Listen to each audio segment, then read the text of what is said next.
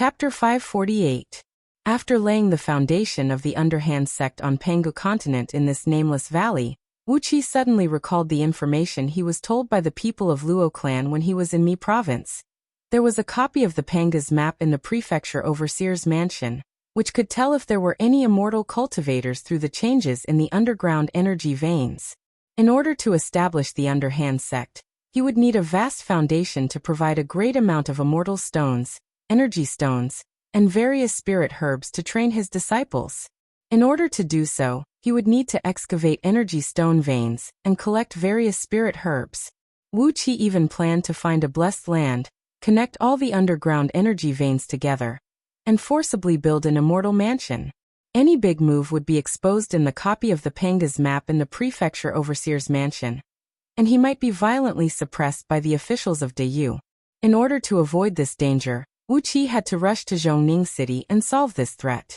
But as to what he should do, Wuxia could only wait until he arrived at Zhongning City, and then think of other ways. Just like 3 months ago, Zhongning City was still heavily guarded. The number of flying ships wheeling and patrolling in the sky had even increased by a few times. A new military camp had been built in the east, south, west, and north of Zhongning City, each garrisoned with tens of thousands of formidable human warriors. The streets of Zhongning City were shrouded in a gloomy fog. Pedestrians were walking in a hurry, their faces filled with panic and fear. At the sight of this, Wuxia had a vague feeling that Feng Lingling was in a bad situation. Faced with the double pressure of Patriarch Miaoying, the 9 celestial lord conferred by the celestial court, and King Baishan of Dayu dynasty, Feng Lingling, a first-grade middle marquis of Dayu dynasty and the prefecture overseer of Zhong province, seemed to be losing his footing. The army outside the city, and the flying ships above him should be the army Feng Lingling had mobilized. But Wuxia doubted if Feng Lingling had the courage to fight against Dayu dynasty. Heavens above, the Dayu dynasty had countless first-rank provinces. Perhaps other than the emperor of Dayu, no one really knew how powerful Dayu was. However, could a mere first-grade province withstand the storm unleashed by the Dayu dynasty?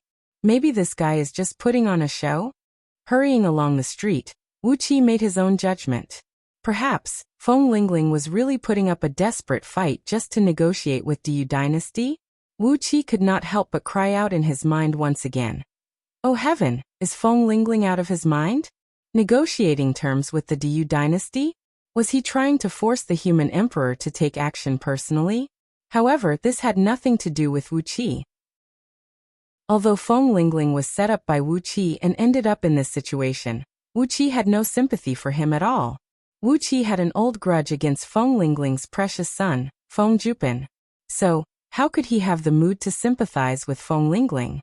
Zhongning City was filled with the aura of an impending storm, and Wuxia could not help but think of Su Qin. It had been 3 months since he returned to Anhe City, and Su Qin was nowhere to be found. According to Yan Bugui, Su Qin had gone out for a stroll, and was checking on the situation of the elites of the scouting office. Zhongning City was in a state of chaos now, and this old mister was not going to intervene in it. The strange atmosphere in the city that was filled with a faint smell of blood startled Ao Buzin, who had been hiding in Wuqia's clothes and absorbing the energy of the flaming tiger. Slowly, he poked one eye out from Wuqia's clothes, glanced around and said with a firm tone, "I can smell a lot of dead people. Many of them will be killed. TSK, this girl has a pair of long legs." Just as he said those words with a serious expression, Ao Buzin suddenly saw a female captain clad in a soft armor walking hastily by the roadside. Saliva immediately trickled down from the corner of his mouth. His eyes stared straight at the female general's swaying and slender body, and his eyes immediately turned red. Reaching out, he pressed down on Ao Buzin's head and shoved him back into his clothes. Then Wuxia said earnestly, "Work hard in your cultivation. You can see it, but you can't eat it. Aren't you torturing yourself?" Ao Buzin's gloomy roar echoed out from his clothes, and in just a blink of an eye, he had lost all signs of life. Sure enough, this fellow had devoted all his attention to absorbing the enormous energy of the flaming tiger.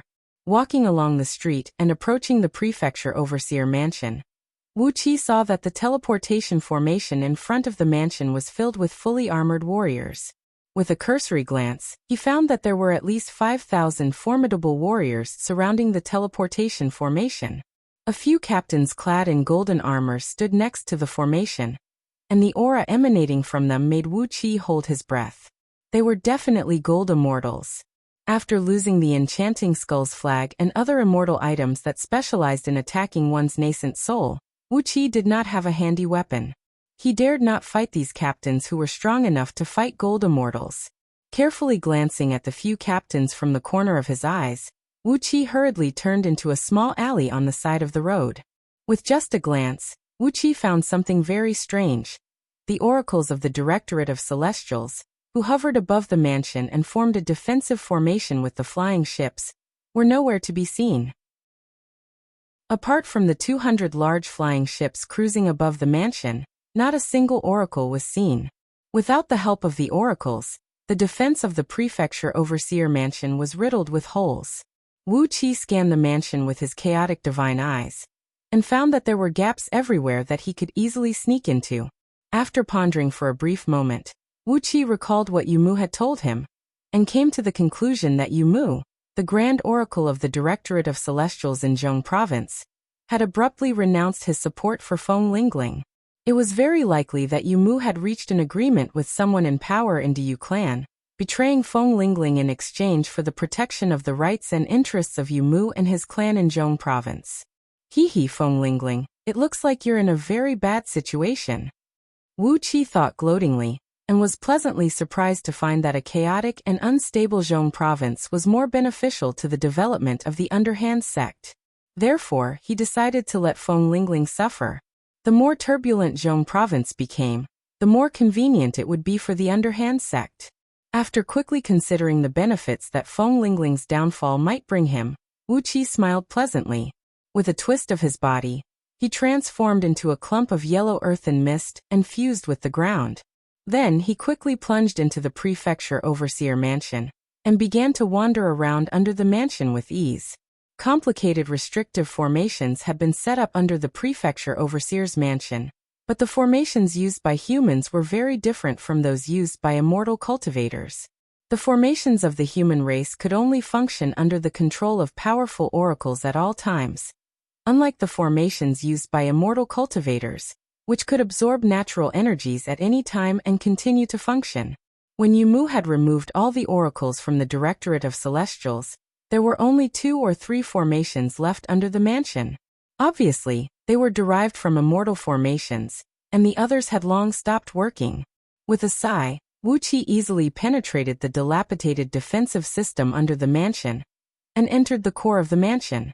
A large number of soldiers were patrolling the mansion, especially near a magnificent hall built around a garden.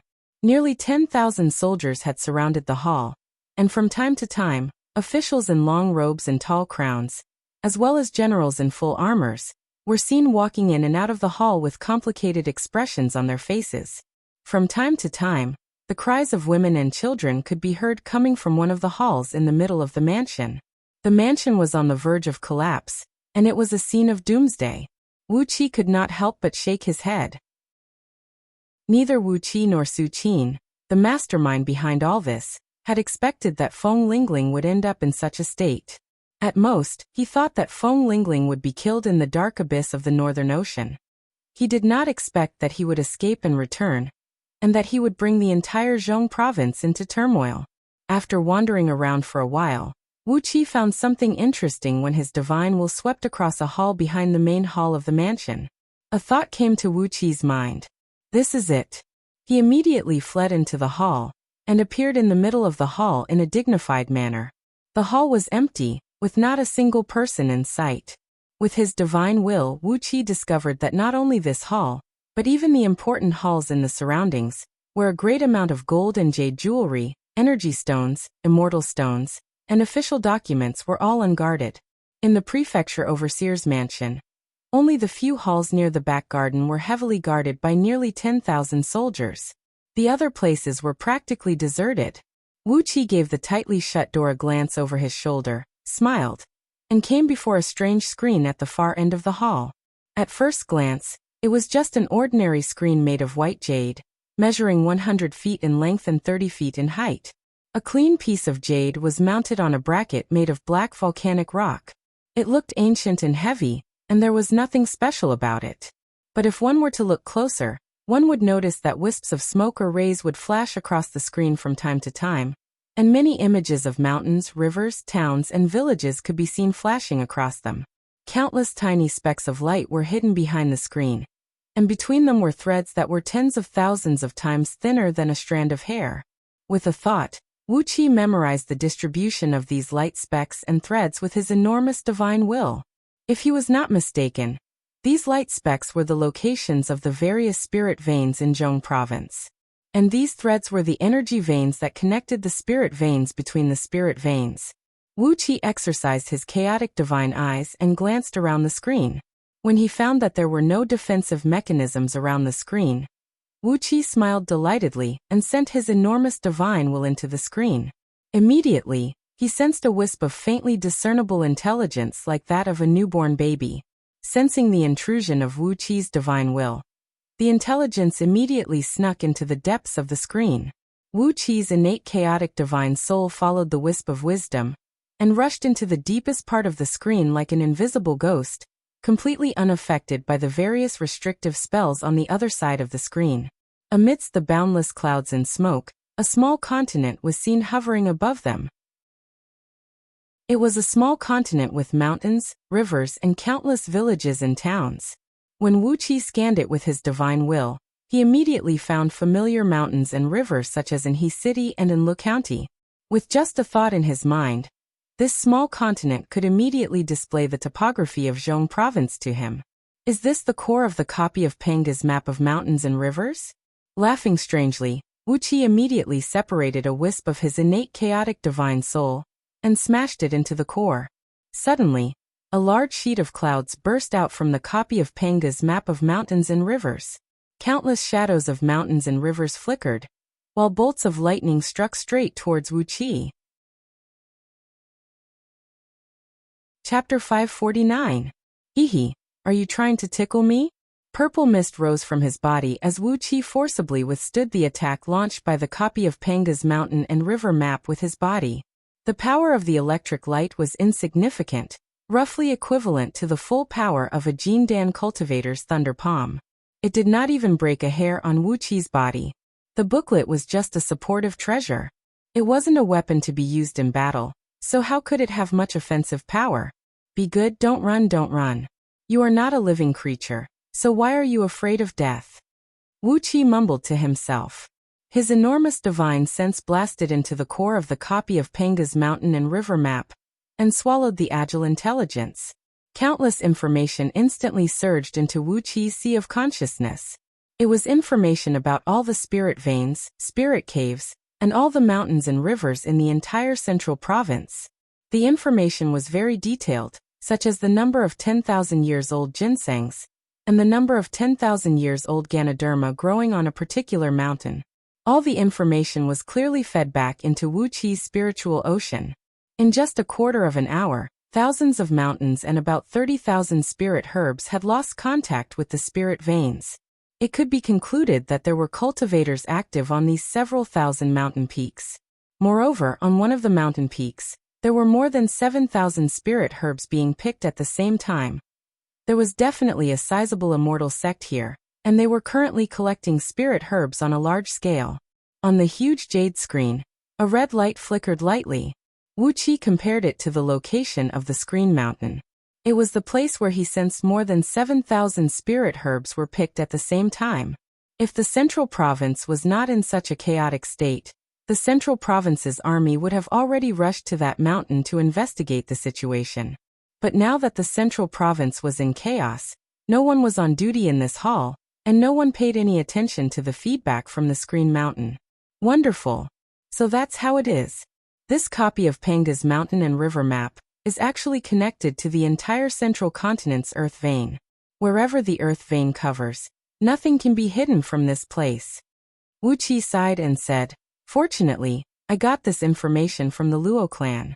Otherwise, when the underhand sect grows stronger, they will need to gather a great amount of spirit herbs and mobilize a great amount of energy from underground energy veins.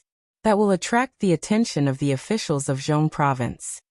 A strand of his pre-world chaos divine soul replaced the consciousness of the copy of Penga's map and controlled the core of this jade screen. Every movement of this copy was under Wu Qi's control. All the information was within his grasp. From now on, as long as it was within the realm of Zhongzhou, any actions of the underhand sect would not be discovered by the Zhongzhou government through this booklet. Wu Qi gave the huge jade screen a glance, memorizing some of the information in it. Where were the best spirit veins? Where were the best cave residences? Where were the best spirit herbs? Where were the best spirit stone veins? And all kinds of other metal veins. All the data that was useful to the underhand sect was picked out by him. Right next to Anlu County, under the jurisdiction of an E County, there was a nameless mountain, where there was a huge immortal-grade energy vein, which was naturally formed into an immortal mansion. On top of that, the nearby area was rich in natural resources, enough for a large immortal sect to live and work in peace.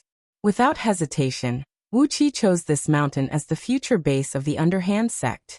As for Anlu County, it was a base that he planned to control with the identity of a human. He could not put all his eggs in one basket, so it would be better for the underhand sect not to build its base in Anlu County. After a careful examination of the surroundings and making sure that he had not left any traces behind, Wu Qi happily left the Great Hall and went to a few important storerooms in the mansion. According to the rule of Great Yu Dynasty, every first-grade province had to pay tribute to the capital city once every 10 years. During the 10 years, the most valuable part of the tributes collected by the prefecture overseers would be stored in the treasury of the prefecture overseer mansion. With a cheerful smile on his face, Wu Qi entered the storeroom on the west side of the mansion. The number of immortal stones and energy stones consumed by the Yu dynasty every year was astronomical. Whether it was the bone talismans and formations of the Directorate of Celestials, the teleportation formations in various places, or even the war machines such as flying ships, they all consumed a great deal of immortal stones and energy stones. Therefore, immortal stones and energy stones accounted for a large part of the tributes that the Yu dynasty sent to the capital every year. The storeroom of immortal stones was hidden deep underground, measuring more than 10 miles in both width and length. It was only when he arrived here that Wu Qi realized what it meant to be piled up like a mountain. A great number of immortal stones and energy stones were piled up neatly in this place. For the future development of the underhand sect, the various formations and diagrams in the sect would consume a great amount of immortal stones and energy stones. A killing formation that covered an entire mountainous area would cost tens of thousands of immortal stones, and the supporting energy stones would cost millions of energy stones. If the underhand sect were to mine such a huge amount of immortal stones and energy stones, it would take a lot of manpower and time. But here a small mountain of immortal stones and energy stones were waiting for Wu Qi. After laughing loudly, Wu Qi cast a restrictive spell and flicked his sleeve. A stream of light shot out, and countless immortal stones and energy stones flew whistling into his sleeve, and were hidden in the interstitial space he had temporarily created. Interstitial space was a unique trick of heaven immortals. However, to create an interstitial space in his sleeve and store such a huge amount of immortal stones and energy stones, it would consume Wu Qi's energy continuously. Helplessly, Wu Qi touched the poor-quality storage ring on his finger, which only had the space of 3 rooms. He began to miss the black dragon spirit ring that had a large storage space.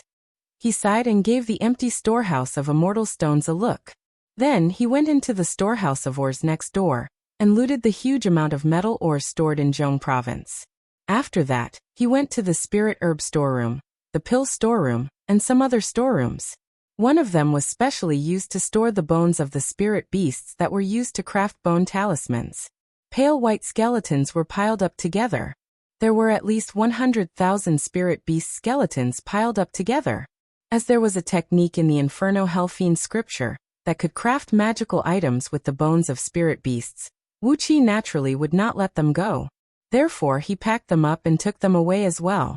Apart from these strange storerooms, there was also a blood bank under the mansion, which stored the blood essence extracted from countless demon beasts and spirit beasts and preserved with a mystic technique. The blood essence was also the best material used by the great oracles of the human race to refine magical treasures and craft talismans. Vats after vats of beast blood were piled up together, filling the entire blood bank with a frightening smell of blood. After pondering for a while, Wuxia realized that the blood of these spirit beasts and demon beasts could also be used to craft talismans of the Fiend League. Without hesitation, he emptied the blood bank as well. After a round of looting, Wuxia emptied the several dozens of storerooms under the mansion. The interstitial space he created temporarily in his sleeve had already expanded to 100 miles in circumference, and the energy consumption had made him feel a little strenuous. He snorted sulkily and took another round around the mansion.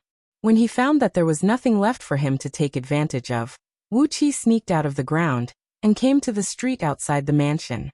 He flicked his sleeves, which had become heavy, and hurriedly ran out of the city. The existence of this interstitial space was completely dependent on his magic power. Now the power in his body was constantly decreasing. If there was no treasure to stabilize the void in this interstitial space, the continuous consumption of magic power would make even a gold immortal cry. Wuxia was in a hurry to go to an county and open up a cave abode in the mountain he had his eyes on just now, so that he could store all the treasures he had looted from the mansion today. Gnashing his teeth, Wuxia made up his mind to find a way to get his hands on an immortal storage magical treasure first. Too inconvenient, really too inconvenient. However, an immortal storage magical treasure required several rare materials with spatial properties. As Wuxia could not gather so many treasures in a short period of time, he could only sigh helplessly. Holding the heavy sleeves, Wuxia had just arrived at the city gate of Zhongning City, when he suddenly heard the blaring of horns throughout the city. The shrill sound towered into the sky, and the city gate before him slowly closed, trapping Wuxia in the city. Wuxia looked up in surprise and saw a great sheet of white light shooting out of the pagodas in the four corners of Zhongning City, transforming into a thick light barrier that enveloped the entire city. A sonorous voice echoed through the entire city. "Assemble the army and prepare for war. Those who retreat will have their entire clan executed." Wuqi's heart skipped a beat. He could not be so unlucky, could he?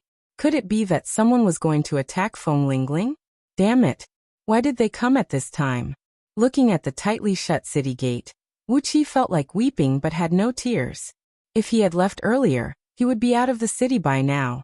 Now that all the defensive mechanisms in the city had been activated, did he have to fight his way out by force? The interstitial space in his sleeve was still consuming Wuqi's energy. Once a fight broke out, Wuxia could not guarantee that he would have enough energy to protect the interstitial space in his sleeve. Once the energy supply ran out, the interstitial space would explode, and everything in it would turn into nothingness. Those were the treasures that the entire Zhong province had accumulated over the past few years. It was more than enough for the underhand sect, which now had 600 members, to develop for thousands of years. While he was hesitating, a group of heavy-armored warriors came running toward him.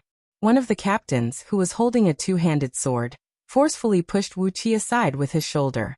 "If you don't want to die, step aside and get lost," he cried out with a sonorous voice. Wuxia moved his finger. Just as he was about to kill the captains, blinding beams of light suddenly burst out from all four directions of Zhongning City, about 100 miles away from the city.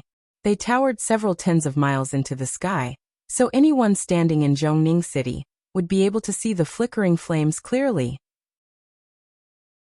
The ground trembled slightly, and muffled rumbles echoed out from all directions like the rumbling of thunder. It was a uniform noise, as if some giants were carrying a huge mountain and slamming it onto the ground. Wuxia was taken aback. Without hesitation, he sprung up and stood on top of a stone pillar that stood several hundred feet tall beside him, casting his gaze over the city wall and looking into the distance.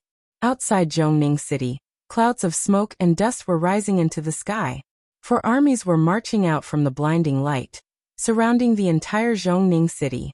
Staring at the four armies in the distance, Wuxia could not help but suck in a cold breath. Chapter 550. In Zhongning City, the prefecture overseer of Diyuzhong province.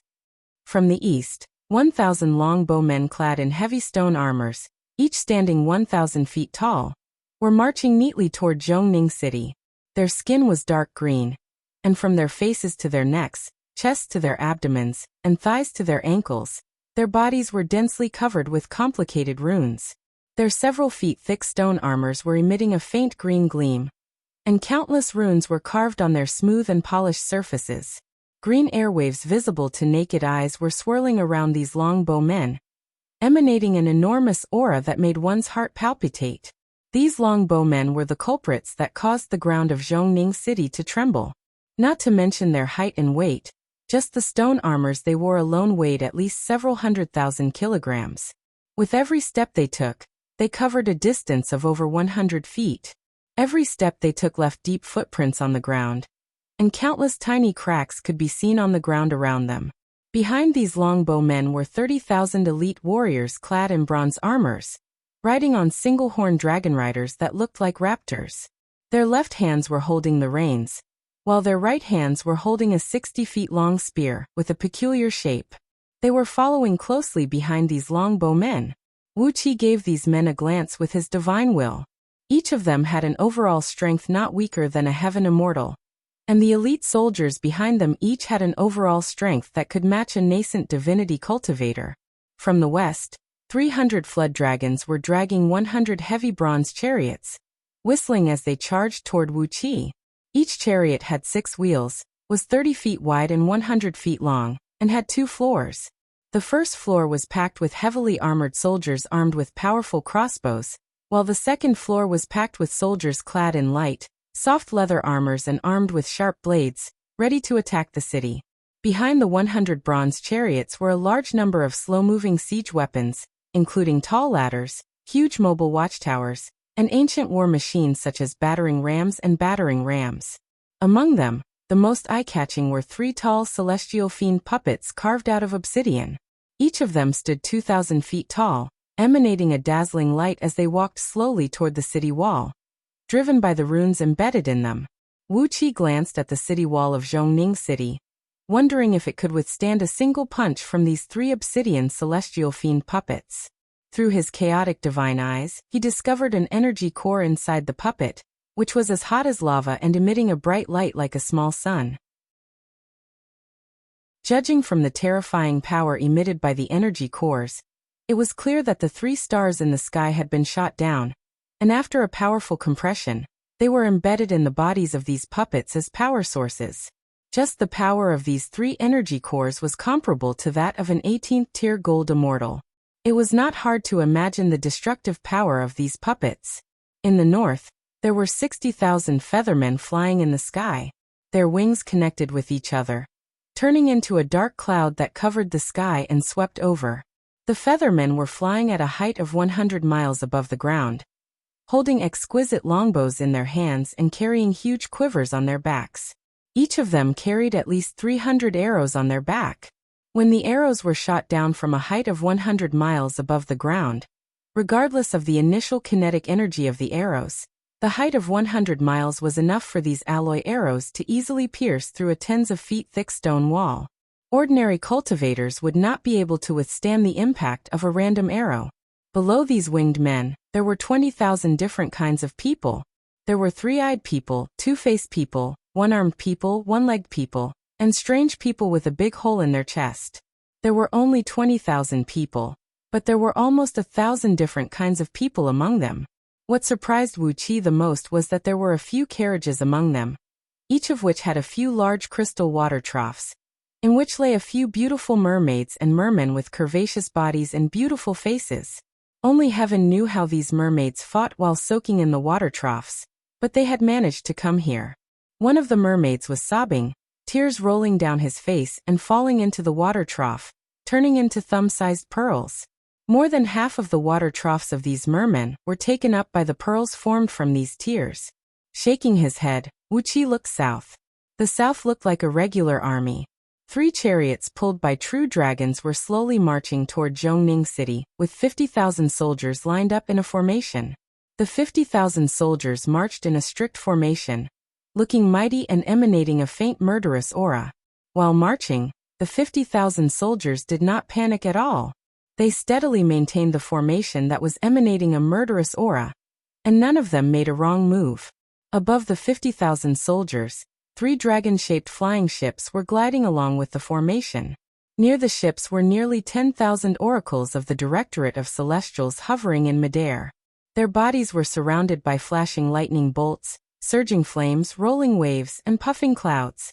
Some oracles even had thick black smoke rising from their bodies from time to time, with a couple of ghost claws poking out of it. As these oracles moved together, just the ripples of energy emanating from them had caused the weather to change. Large patches of dark clouds followed them as they advanced, pressing down on Zhongning City. In front of the formation, 3 chariots pulled by true dragons made Wuqi's pupils constrict abruptly. They were pulled by true dragons, not the flood dragons used by the 100 chariots in the west. The chariot in the middle was pulled by 6 yellow dragons, the chariot on the left was pulled by 6 green dragons, and the chariot on the right was pulled by 6 white dragons.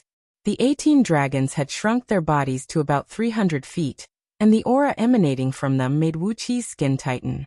Every one of these dragons had a cultivation base close to that of a high-tier heaven immortal. Aobuzin poked his head out of Wuqi's clothes lazily. He stared blankly at the dragons for a while, then suddenly shook his head and sighed. Damn it! Each generation is worse than the last. Is it worth it to work like a slave for the human emperor just for some stinky money and some virtues brought by the imperial decree? Aobuzin reached out his right hand and counted for a while, then sighed and said, "Forget it, I'm not going to greet your parents anymore." TSK, yellow dragons, green dragons, and white dragons. Lao Tzu had old lovers in those days, and a few of them were impregnated by Lao Tzu. Perhaps you are Lao Tzu's sons. It's risky to scold you. Wuqi looked down at Aobuzin and asked, "I can understand it for the money, but for the virtues brought by the imperial decree? What's the use of that?" TSK. Aobuzin lazily picked his teeth with his claws. Casting a mocking glance at Wuqi, Aobuzin chuckled and said, "As for the use of virtues, you can treat it as a fart, but it smells very good." Unfortunately, this fart smelled very fragrant. Therefore, those Buddhas, immortals, mountain spirits, and water monsters all wanted to have more of this fart smell. Ha! Flicking hard on Aobuzin's head, Wuqi frowned and asked, "What's the use of virtues?" After pondering for a moment, Aobuzin spread his front claws and said indifferently, "Those with virtues, especially those who are related to the human race, can weaken the power of the heavenly tribulation, and even avoid it when they transcend the heavenly tribulation. As for those gold immortals and primordial immortals, the heavenly tribulation they have to face every time they ascend a tier." TSK. After sighing with emotion, Aobuzin shook his head and said, "The power is too great. A long, long time ago, when Lao Tzu was still a virgin dragon, I followed Lao Tzu's son, Lao Tzu, to watch a second-tier primordial immortal transcend his tribulation. Once a second-tier primordial immortal transcends the tribulation, he would be given the title of Great Emperor in the Celestial Court. What a pity, the first thunder tribulation of a second-tier primordial immortal had smashed him, and the 3 primordial immortal artifacts he had prepared." Aobuzin sneered and said, "So virtues are very attractive to those gold immortals and primordial immortals. The higher their cultivation base is, the more they will value it.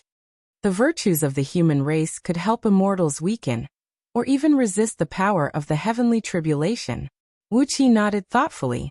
It was a good thing, but it was useless to him. As an innate chaotic spirit body had escaped the surveillance of the heavenly Tao, as long as he did not do anything that would attract the attention of the heavenly Tao, it would be very difficult for the heavenly tribulation to find him. But since Aobuzin's father had brought him to watch the tribulation of a second-tier primordial immortal transcend, he must have an extraordinary background. Wuqi gave Aobuzin a glance, who was slowly turning his head back.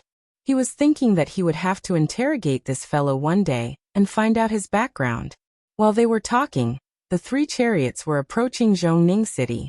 Outside the south gate of Zhongning City, tens of thousands of soldiers had marched out and formed into a formation, ready to fight head-on.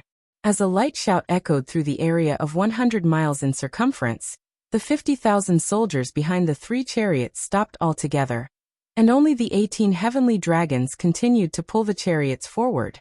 Before long, the chariots were less than 1,000 feet away from the army outside the south gate. The bead curtains hanging from the chariots parted to the left and right, revealing the people inside the chariots, which even Wuxia could not see through with his chaotic divine eyes. Upon seeing those people in the coach, Wuxia nearly burst out laughing. In the chariot on the left was Lao Ai, clad in a robe embroidered with an embroidered python. Goddess Miao Xian was sitting on his lap, while Miao Yu and Miao Feng were sitting on his left and right, feeding him fine wine. In the chariot on the right, King Zhongqiu was sitting on the throne with a gloomy face, while Lord Longyang was sitting beside him with his hands clasped before his chest, his face full of smiles. It seemed like both of them were sitting on the same level. In the middle chariot, an old man clad in a long black robe, a foot-long black jade crown on his head, jade pendants and jade rings dangling from his waist, and a black jade glove on his left index finger, middle finger, and ring finger of his left hand. He was emanating an eerie aura, sitting side by side with an immortal official of the celestial court, who was clad in a starry crown and a splendid robe. Both of them were smiling and chatting merrily. The bead curtains were lifted, and the old man and the immortal official exchanged pleasantries. After that, the old man rose to his feet slowly with a black scroll in his hand, took a few steps forward and came next to the shaft of the chariot. He cried out loudly, "Feng Lingling, the prefecture overseer of Zhong province, His Majesty's decree is for you to dismiss the army at once, open the city gate, and surrender. For the sake of your many years of hard work, His Majesty will spare the lives of your clan members. If you refuse to repent and put up a stubborn resistance, don't blame the army for attacking the city and burning your entire clan to the ground." Wuxia nodded silently. This was an ultimatum, and it seemed that the debate between the Yu dynasty and Feng Lingling had come to an end. Suddenly, Feng Lingling's furious roar echoed out from within the city. What crime did this marquis commit? Chapter 551.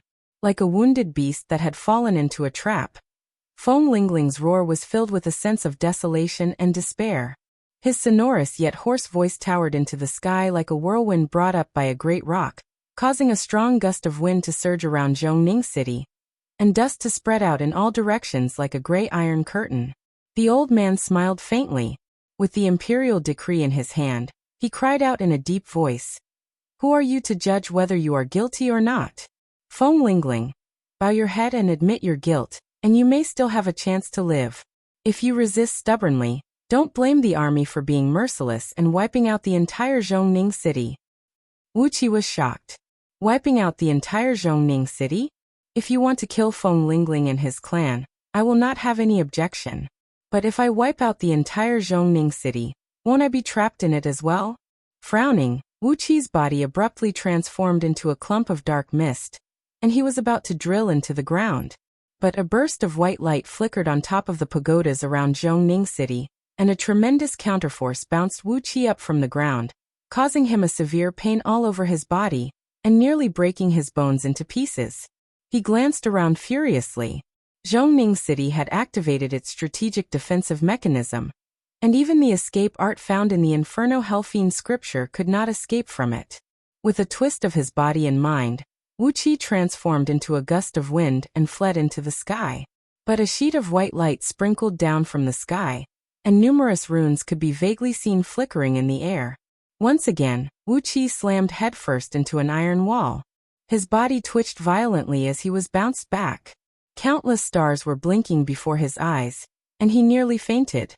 The defensive mechanism of Zhongning City was extraordinarily strong and ridiculously well defended.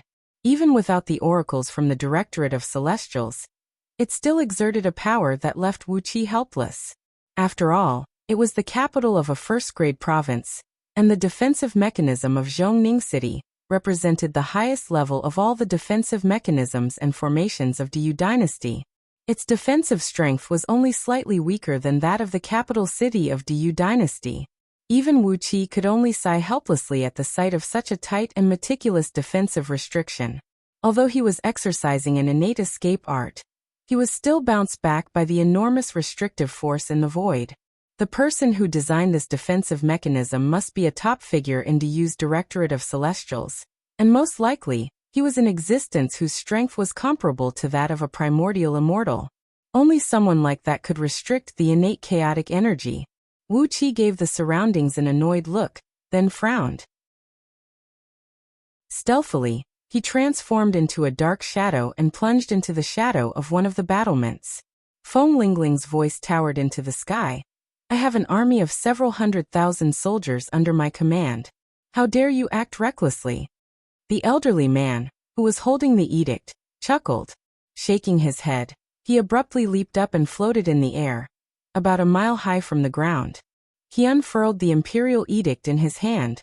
Instantly, tens of thousands of streams of yellow light and purple mist burst out of the edict, transforming into 9 golden dragons that flew out of the edict, circling around the old man at high speed. I am Fu Songyi, the Marquis of Ming, the left Imperial Edict of Diyu's Directorate of Imperial Edict. By the human emperor's order, I've come here with an army to suppress the rebels, cried the old man sternly. He took a deep breath then cried out sternly, how can any man of Diyu betray the enemy? As soon as the edict was lit, the ground around Zhongning City began to tremble, and faint dragon roars could be heard echoing out from under the ground. Countless soldiers in the 4 military camps of Zhongning City cried out at the same time. One after another, they turned their weapons and aimed them at Zhongning City. Wuxia sensed a dreadful aura emanating from the edict, one that made one tremble with fear and have no choice but to drop to one's knees and worship it. Under the control of the aura, the hundreds of thousands of soldiers from Zhong province had no power to resist. No matter how loyal they were to Feng Lingling, they turned their weapons and pointed their spears at Feng Lingling, at the general who commanded the army in the camp. A few generals who were loyal to Feng Lingling roared furiously, swinging their weapons and hacking at the soldiers who had defected before the battle. However, before their weapons could fall to the ground, Fu Songyi had already cried out. How dare you rebel? How dare you commit such a treacherous act? Surrender now, and you can save your family, your parents, and your wives. But if you persist in following the wrong path, the only thing that awaits you is death. Immediately, a 1-foot-long golden dragon emerged under the weapon of each of the generals. Auspicious lights were shooting out of the dragon's mouths, blocking the attacks of the generals. Wuxia sensed that these dragons were the manifestation of the dreadful and mighty aura contained in the edict, and the aura came from the golden characters of birds and insects on the edict. Every stroke and stroke of these characters felt as if a mighty emperor was roaring at the top of his voice, and the aura that flowed out from them had subdued these generals in an instant. If this edict was personally written by the current human emperor, Diyu, then the overall strength of human emperor Diyu was simply too frightening, as he was able to subdue the generals of Gold Immortal Realm with just the aura contained in the characters. If this edict was not personally written by the human emperor, but by those ministers who drafted it in the imperial court, then the human emperor who could control these ministers would be even more frightening. Wuxia sucked in a cold breath and shook his head. His mind was filled with thoughts as he tried to figure out a way to get out of this awkward and dangerous situation. Using his chaotic divine eyes, he glanced around and found that the void was filled with white light screens that were invisible to the naked eye. Huge and complicated white runes could be seen everywhere. These runes combined with the light screens and covered the entire Zhongning City, forming into a massive strategic defensive mechanism of Zhongning City. Very quickly, his chaotic divine eyes found the core of these runes and light screens. The Directorate of Celestials, the Punishment Court, and the Military Court were the energy sources of these runes and light screens. Meanwhile, the Prefecture Overseer's mansion, which was surrounded by the 3 great palaces, was the core of all the energy sources and the control center. All the changes of the defensive mechanism were controlled in the depths of the mansion. Wuxia could not help but feel regretful. If he had known that the core of the strategic defensive mechanism of Zhongning City was also under the Prefecture Overseer's mansion, he would have destroyed the energy control core when he looted those storehouses. Unfortunately, he was too preoccupied with looting the treasures at that time, and did not discover that there was such a secret place under those storehouses. Some extraordinary treasure had concealed the aura of the entire strategic defensive mechanism of Zhongning City, and neither Wuqi's divine will nor chaotic divine eyes could discover its existence. If not for the fact that the defensive mechanism had been activated and all the energy had begun to erupt, Wuqi would not have discovered that the core was also under the prefecture overseer's mansion. Frowning in distress, Wuqi looked helplessly at Fu Songyi, who was laughing complacently outside the city. With a shake of the edict in his hand, a sheet of golden light and purple mist swept out. Those generals who were resisting stubbornly were sucked into the edict before they could even let out a grunt. Fu Songyi laughed as he rolled up the edict, opened his palm, and struck it with a grayish-white thunderbolt. When he unfolded the edict again, a large sheet of black ash rushed out of it, and the generals who were sucked into it had turned into a pile of ash that drifted away in the wind. What a domineering edict! What a domineering power! Wuqi clearly noticed that those generals who were sucked into the edict did not put up any resistance.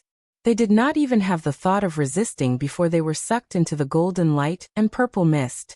Like wooden statues made of clay, these generals had been awed by the aura of the human emperor unleashed from the edict, and had lost the desire and courage to resist. Wuqi clenched his jaws tightly as he stared at the imperial edict, trying to figure out its secret. He could not figure out why the edict could possess such a frightening power, and how it could kill all these captains so easily. However, no matter it was his divine will, his chaotic divine eyes, or even his chaotic energy, when he was still about 100 feet away from Fu Songyi, an invisible strong light had blocked Wuqi's vision. Not only had it blocked Wuqi's vision, but even his divine will and chaotic divine eyes had also suffered the counterforce of the power. He felt a slight pain in his divine will, and his eyes felt sore as if they were being pricked by countless needles. 2 lines of tears rolled down from the corners of his eyes, and for a moment, he could not even see clearly what was a few feet away from him. Wuqi was horrified. He quickly retracted his divine will and vision, then turned to look at Fu Songyi in astonishment. What was this power? How could it resist the chaotic energy? The power was strange, yet familiar at the same time. Wuqi had once sensed it when he was in the chariot of 8 horses. Could this be the legendary power of the human emperor? Was it the legendary faith of the people, which was worshipped by all the people? Outside the city, the armies of 4 directions had formed an encirclement. The hundreds of thousands of soldiers who were originally under Feng Lingling's command had changed their target. Under the command of several hundred generals brought by Fu Songyi, these soldiers had joined the armies of 4 directions, surrounding the entire Zhongning city tightly. A murderous aura towered into the sky, while a strong wind blew across the army, turning the once scorching hot wind into a piercing cold. The cold wind wheezed around Zhongning city. Even though it was separated by a thick defensive formation, Wuqi could still feel it drilling into his body through his pores, making his internal organs shiver. Staring at the armies of 4 directions, Wuqi could not help but grind his teeth. He knew that even if his cultivation base was 100 times stronger, it would still be impossible for him to fight his way out from the encirclement. The armies of 4 directions, together with the imperial edict in Fu Songye's hand, were more than enough to trap and kill several dozens of gold immortals with ease. In the world of cultivators, numbers did not necessarily mean strength. A gold immortal could easily kill countless heaven immortals. But for the human warriors of Diyu, as long as they had enough talismans and formations, their overall strength was more than enough to trap and kill gold immortals, or even existences of a higher realm. Wuqi gnashed his teeth as he stared at the armies of 4 directions.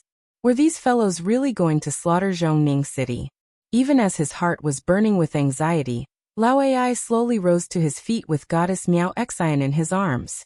Looking up at Fu Songyi hovering in the sky, he said coolly, "Your Excellency, there is no need to talk nonsense with them. Why don't we just attack the city? We will slaughter all the men, and all the beautiful girls will belong to Miaoing Palace. That is our compensation.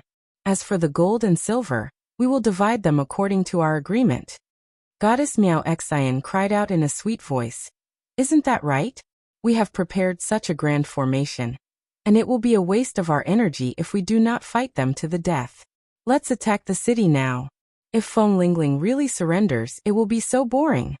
Fu Songye's face turned serious as he turned to look at the immortal officer of the celestial court. Obviously, Goddess Miao Xian was the leader of the immortal officers of the celestial court. He looked at her with a smile, but did not say a word. Fu Songye's face darkened as he raised the imperial edict, and was about to issue the order to attack the city with blood.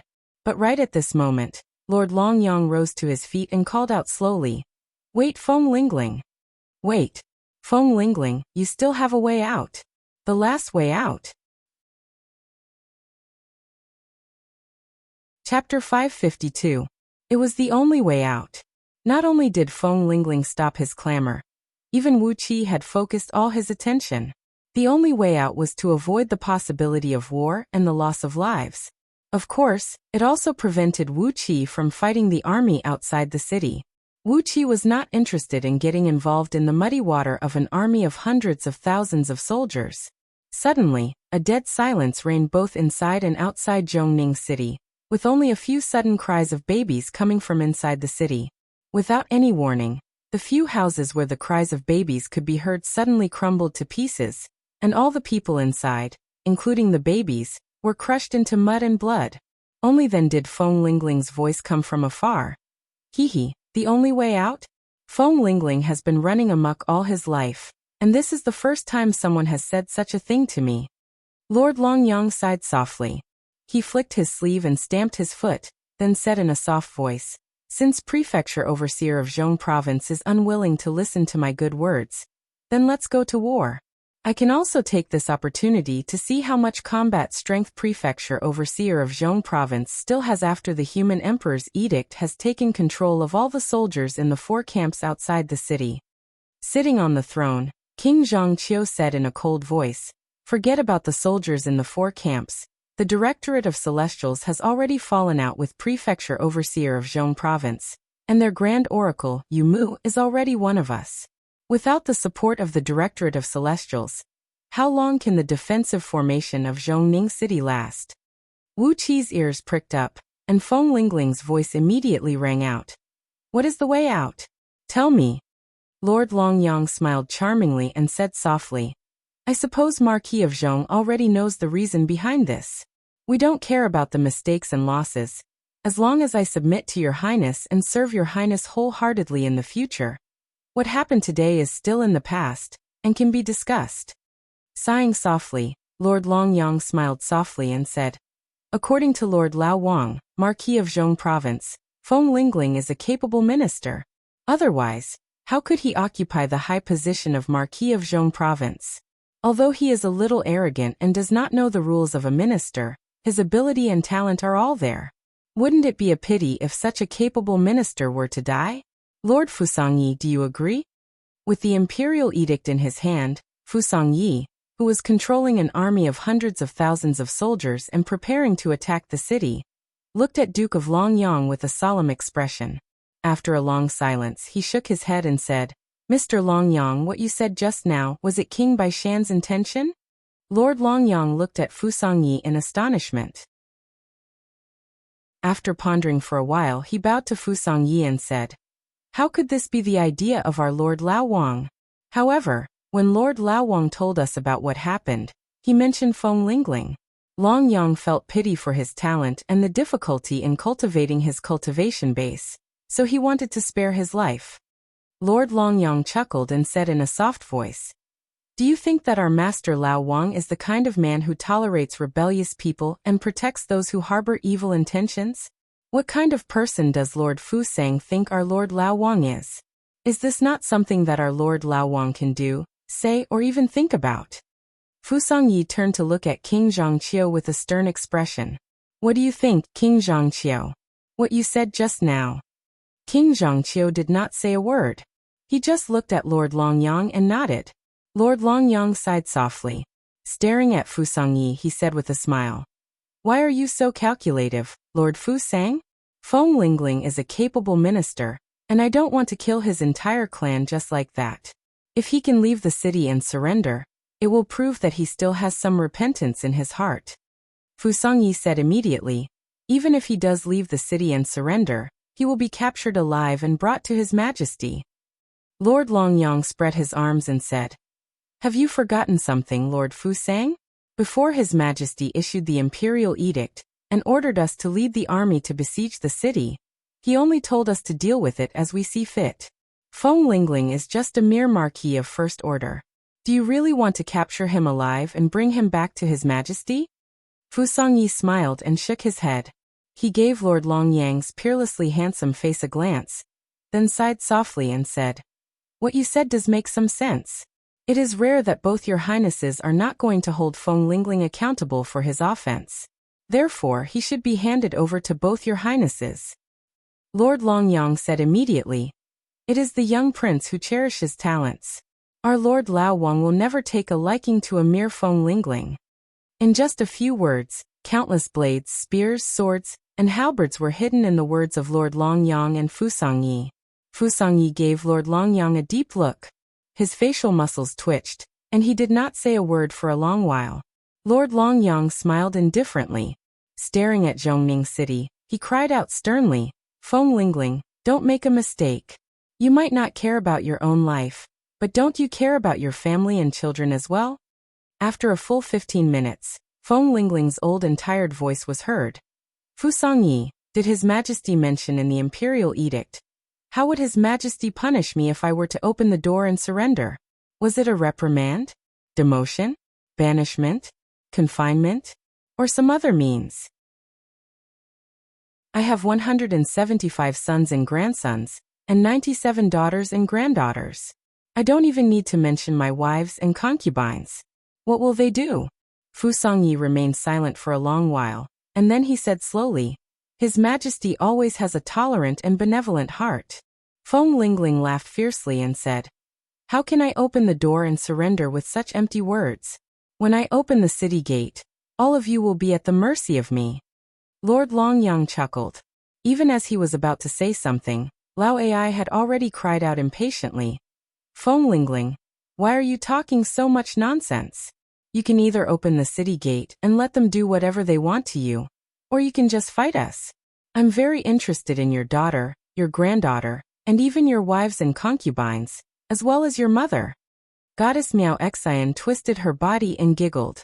She pinched Lao Ai's muscular waist, which did not have any extra fat, and cried out in a coquettish voice, "You little rascal, I'm still here.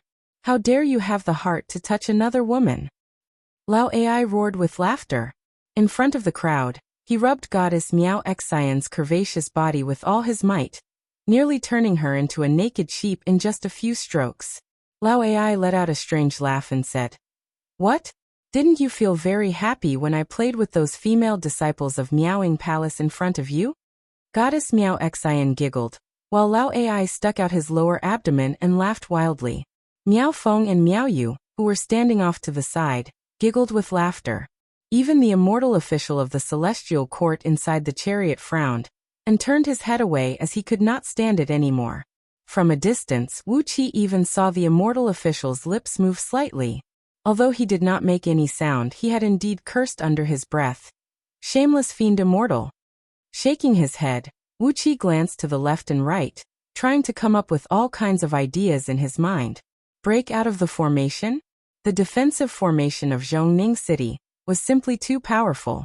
With Wu Qi's current overall strength, there was no way he could break through it. Wait for the result quietly in the city? But he had to be careful that he would be caught in the crossfire once the city was breached by the army outside. Although Lao Ai and Lord Longyang seemed to be Wu Qi's allies and partners, Lao Ai had Miaoing Palace as his backer, and Lord Longyang had King Zhangqiu, the blockhead. But Lao Ai had Miaoing Palace as his backer, and Duke of Longyang had King Zhangqiu, the blockhead. If both of them were to have some other thoughts, they could easily besiege and annihilate him with an army. Who could he complain to?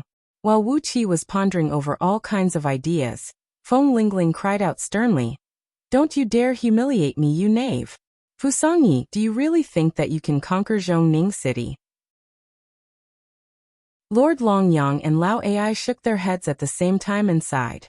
Lord Longyang lowered his voice and said to King Zhangqiu with a sigh, "This old fellow is determined to revolt. It is a pity that he has all his abilities." King Zhangqiu's face darkened.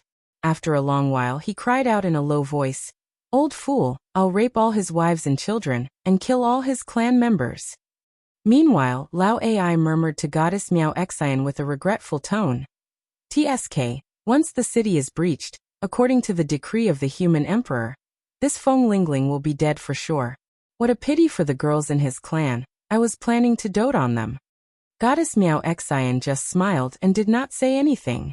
Her eyes were filled with lustful ripples, which made her look very alluring. Lao Ai was tempted. He straightened his lower body abruptly and rushed into the chariot with Goddess Miao Xian in his arms. Miao Feng and Miao Yu hastily put down the curtains of the chariot, then rushed to the cloud bed and joined the battle. The corner of Fu Sangye's mouth curved up into a very strange smile. He waved his hand lightly and cried out in a low voice, "Attack the city!" Ha! The 10,000 feet tall longbow men clad in heavy rock armors roared at the same time. They raised both arms up into the sky, and an enormous energy burst out from their palms. Abruptly, the energy condensed in the sky and transformed into a mountain that stood 100 miles tall, with a base that covered the entire Zhongning city.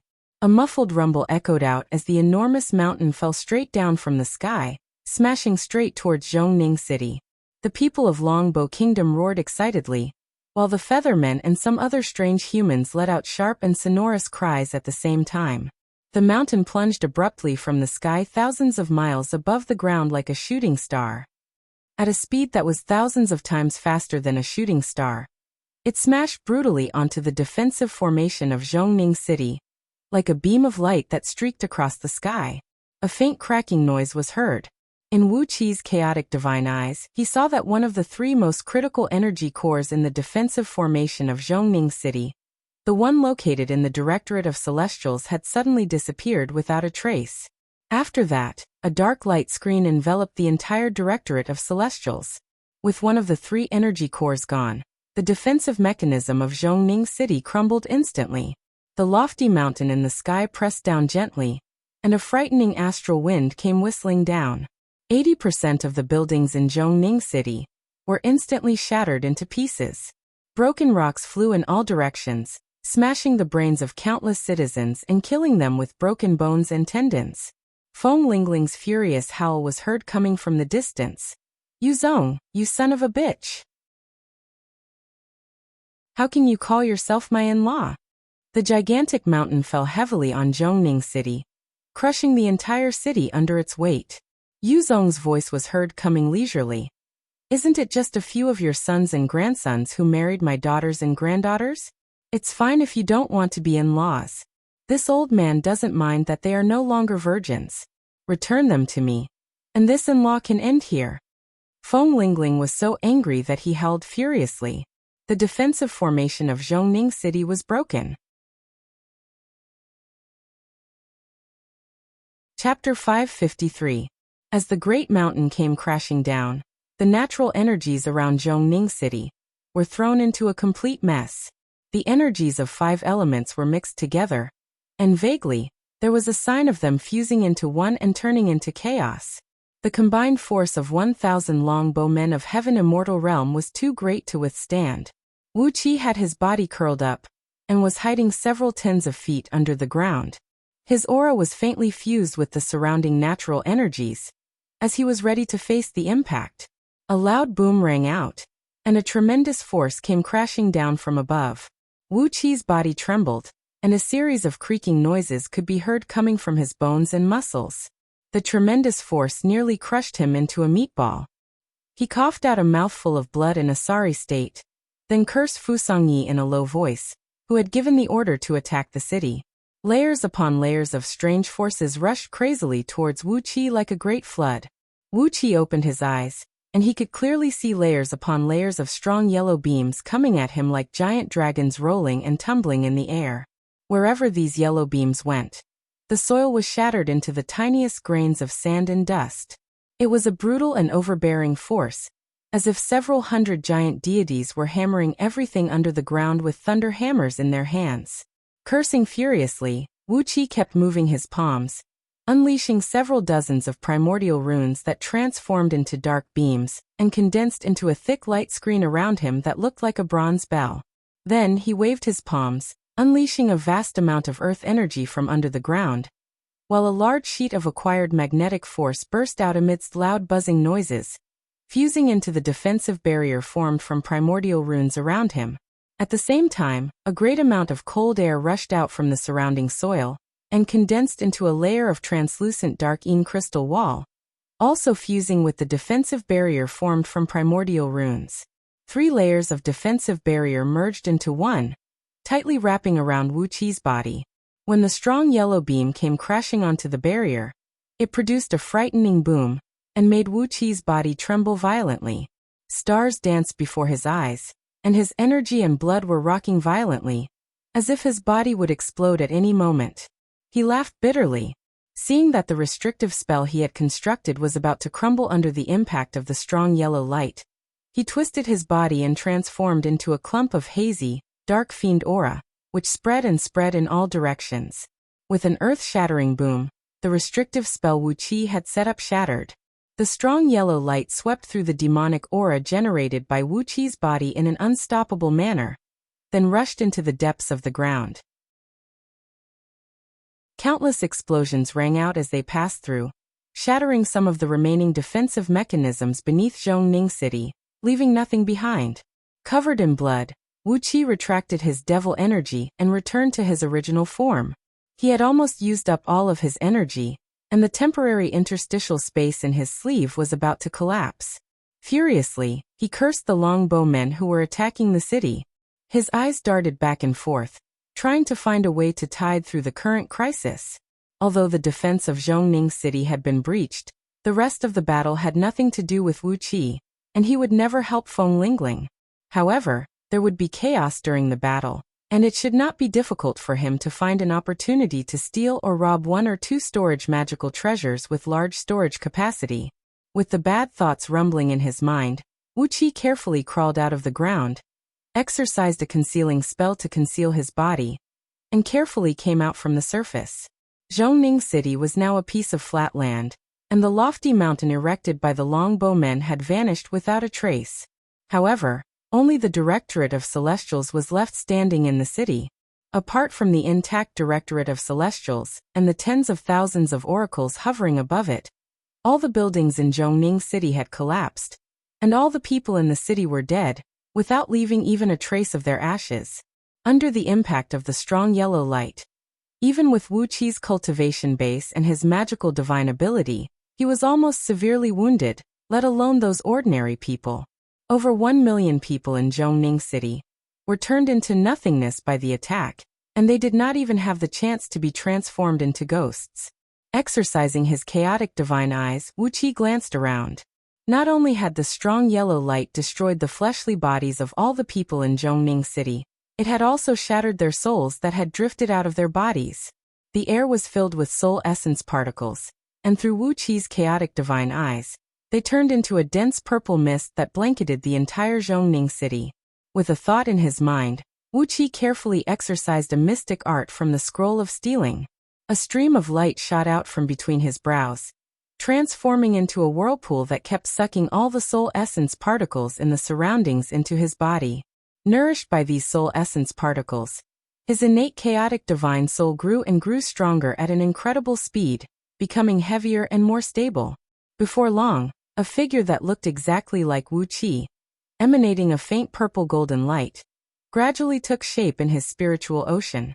As long as 30 to 50% of the souls of over 1 million ordinary people were absorbed by Wuqi, it would bring him great benefits. While Wuqi was stealthily seizing the treasures left behind by the dead ordinary people, Fu Songye's voice rang out once again. Feng Lingling, are you really going to resist stubbornly and refuse to admit your guilt? Why do you have to be so stubborn? All the people in Zhongning City have been killed by you alone. The prefecture overseer mansion had been reduced to ashes by the great mountain that was attacked by 1,000 longbow men. Only Feng Lingling and several thousand people were left standing on the ruins of the mansion. These people had huge bone talismans hovering above their heads, emanating strong energy waves. It was the protection of these high-grade talismans that allowed the several thousand people around Feng Lingling to survive the attack just now. Apart from Feng Lingling and his company, there were several thousand people standing on the ruins of the military court and punishment court as well. Their bodies were covered in blood, and they were staring menacingly at the oracles hovering above the Directorate of Celestials. The surviving people from Zhong Province's punishment court and military court did not have much hatred for the army outside the city. Instead, they hated the oracles from the Directorate of Celestials to the bone. If the Directorate of Celestials had not turned the tables and destroyed one of the energy cores of Zhongning City's defensive formation at the most critical moment, how could Zhongning City have been breached so easily? Yu Mu and the Directorate of Celestials had to be blamed for the destruction of the city and the destruction of their homes. Feng Lingling roared at the top of his voice. All the people in Zhongning City have been killed by me alone? That's bullshit. Clad in a heavy armor, Feng Lingling took a few steps forward. Waving a coiling dragon steel spear in his hand, he cried out furiously. What crime have I, Feng Lingling, committed? What crime have I committed? Offending the Celestial Lord of the Celestial Court? Framing Prince Diyu? Is this what I, Feng Lingling, have done? King Zhongqiu, Goddess Miao Xian, do you dare to swear to the heaven that everything I've said is a false accusation against you? King Zhongqiu did not say a word. His face was still as rigid as a wooden man as he stared coldly at Feng Lingling. Goddess Miao Xian did not have the time to answer Feng Lingling, as she was busy tangling with Lao Ai. The crisp sound of flesh slamming echoed across the entire battlefield, followed by the obscene laughter of Miao Feng and Miao Yu. Amorous passion was burning hot, and the battle in the chariot was going on, so Goddess Miao Xian did not hear what Feng Lingling was cursing. With a complicated look in his eyes, Fu Songyi stared at Feng Lingling, who was roaring furiously with the spear in his hand. Slowly, he raised the imperial edict in his hand and said coolly, "Since things have come to this, why are you still wasting your breath? Feng Lingling, I'll give you a chance to rally your army and fight to the death. Get ready now, and I'll give you 15 minutes to construct the formation." Feng Lingling stared blankly at Fu Songyi. After a long while, he finally turned to look at the several thousand clan members and confidants around him, as well as the several thousand men scattered on the walls of the military court and the punishment court. The army he could gather now was merely about 10,000 men. How could he stand a chance of winning against the army of several 100,000 soldiers outside the city? The more people there were, the stronger the power of the human battle formation would be. It was completely different from the battle between the immortals. An army of over 10,000 men, together with bone talismans and battle formations, was definitely no match for a battle formation formed by several 100,000 soldiers. Fu Songyi had given him a chance to rally his army and fight to the death, but with a battle formation formed by over 10,000 soldiers, he did not even have the chance to fight to the death. With a strange laugh, Feng Lingling turned the spear around and pointed it at his own heart. I've always been loyal to the human emperor. Even though I do have some selfish motives, I've never disobeyed the imperial edict issued by the human emperor. Every 3 years I pay a small tribute, and every 10 years, I offer fresh fruits and delicacies, the specialty of Zhong Province according to the seasons. I've never slacked off. Poor Feng Lingling, despite his loyalty today, his entire clan is going to be executed by someone with a groundless crime. Laughing wildly, Feng Lingling threw his head back and shook his head, then thrust the spear forcefully towards his heart. One after another, Feng Jupin and all the members of Feng clan behind Feng Lingling let out furious roars and dropped to their knees at the same time. Just as the tip of the spear was about to pierce through Feng Lingling's heart, the sky suddenly darkened. Countless dark clouds began to gather crazily in the sky above Zhongning City, transforming into a huge hand that measured several tens of miles in circumference and grabbed down from the sky 100 miles above the ground. Crack! A thunderbolt shot down from the sky and smashed forcefully onto the steel spear held in Feng Lingling's hand. When the tip of the spear was about an inch away from Feng Lingling's heart, it suddenly flickered and vanished into nothingness. Feng Lingling, together with several thousand of his clan members and confidants, as well as his loyal supporters from the punishment court and military court, felt their bodies lightened, and they suddenly floated up into the sky. King Zhongqiu's expression flickered as he cried out sternly, "How dare you? Who dares to rescue a criminal of the human emperor?" With a flip of his palm, a 6 feet long sword, half black and half white, engraved with the sun, moon, and stars, suddenly appeared in King Zhongqiu's hand. Then he leaped up into the sky and swung the sword towards the huge hand. A strong beam of light, half black and half white, flashed across the void, as if the heaven and earth were suddenly torn in half by the sword. Suddenly, the void behind King Zhongqiu cracked open, from within which came a 1 feet long palm, fair and delicate as if it was carved out of white jade. While Lord Longyang was still uttering the words, "Your Highness, be careful," the palm had already gently pressed on King Zhongqiu's heart. A miserable howl rang out as blood sprayed out of King Zhongqiu's 7 apertures, and he was sent flying forward like a cannonball. The sword beam unleashed by him was shattered, exploding into countless specks that drifted in the air. With a gentle gesture, the gigantic hand made of clouds reached out, and Feng Lingling and the others had long disappeared into it. Fu Songyi hovered in midair, and did not make any reaction. His eyes flickered, and a faint smile spread across the corners of his mouth. The immortal official of the celestial court stared blankly at the huge hand. His forehead was covered with cold sweat caused by terror. Which primordial immortal has taken a fancy to Feng Lingling? He murmured under his breath. How could he save his entire family with such a divine ability? Patriarch Miao Ying's errand is really troublesome. Which enemy of hers is trying to make things difficult for her? Is the grudge between primordial immortals something that people like us can meddle in? Wu Qi's ears twitched, and he heard the immortal official's murmurs. He gave the huge hand a deep look, which was slowly disappearing into the void. With a sway of his body, he seized the opportunity when the defensive formation of Zhongning City was shattered to noiselessly transform into a gust of wind and drift away. Outside Zhongning City, only several 100,000 soldiers were left standing where they were, unable to make a sound. Chapter 554. When Zhongning City was destroyed, 7 figures were hovering above it, staring curiously at the scene where the army led by Fu Songyi completely destroyed the city. Green, white, and black gusts of wind were swirling around each of them. 6 of them had vague figures that looked like shadows, and only one of them, an old man with a white beard, had a corporeal body that looked no different from that of an ordinary human. The old man lowered his head to look at Zhongning City. With a mocking sneer on his face, he shook his head and said with a sigh, "The human race is getting worse with each generation. In the ancient times, the human race supported each other and struggled to survive on Pangu continent. The human race was like an iron plate, and even we, the clansmen of the gods, had suffered greatly at the hands of the human race, and were nearly wiped out. Since when did the human race begin to kill each other?" He pointed at Feng Lingling, who was roaring furiously on the ruins of the prefecture overseer mansion, and said with a faint sigh, "This prefecture overseer of Zhong province is an expert of gold immortal realm.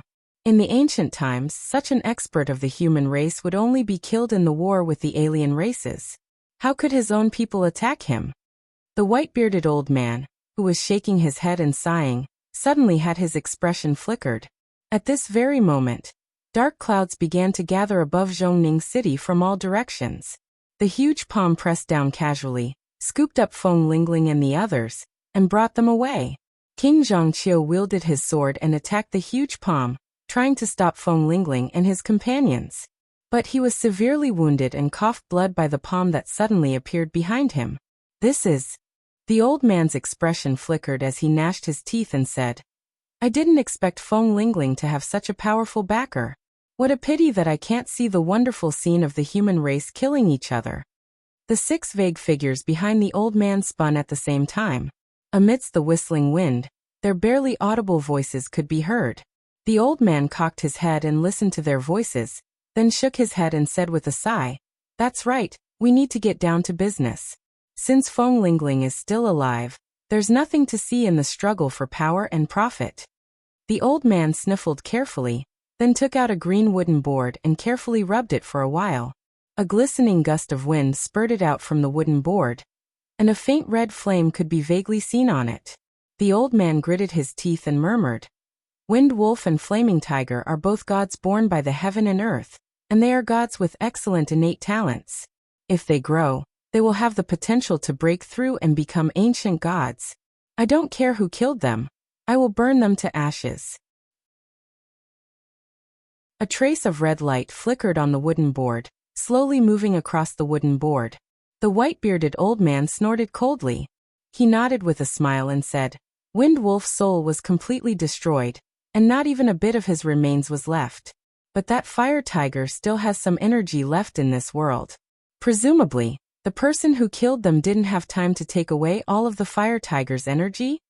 The white-bearded old man suddenly pointed forward and shouted in a deep voice, That man is not far away. Children, chase after him and kill him. Woo woo woo of chi, woo chi and on in and out of. Woo woo. As he flew, he kept absorbing the natural energies in the surroundings to replenish the chaotic energies that he had consumed. The 7 Foundation elevating technique was a miraculous technique.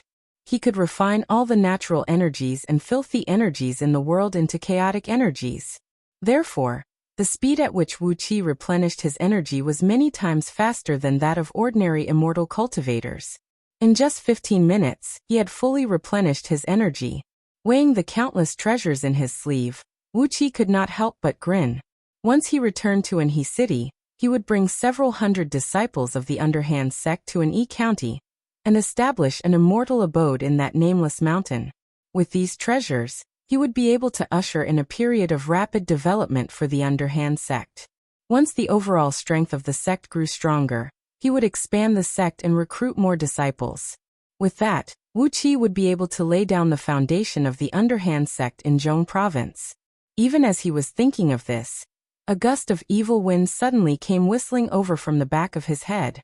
With a sway of his body, Wu Qi abruptly transformed into a clump of fiend aura and scattered in all directions. A fierce gust of wind roared across his body, and a cyan gust of wind blew tens of miles away. Wherever the wind swept across, the ground cracked and rocks shattered. There was a human village in front of it. Hundreds of houses and thousands of mortals were rolled up by the cyan gust of wind, and everything suddenly exploded into powder, then scattered in all directions by the cyan gust of wind. Wherever the gust of wind passed, everything was turned into powder. The life force of the destroyed flowers, trees, mortals, and livestock was extracted by the gust of wind, turning into a gust of wind that emitted a faint glow and blew back. The dark fiend aura suddenly retracted, and Wu Qi's body reformed. He looked in the direction of the gust of wind, and saw a blurry figure. He could vaguely make out that it was a young man in human form.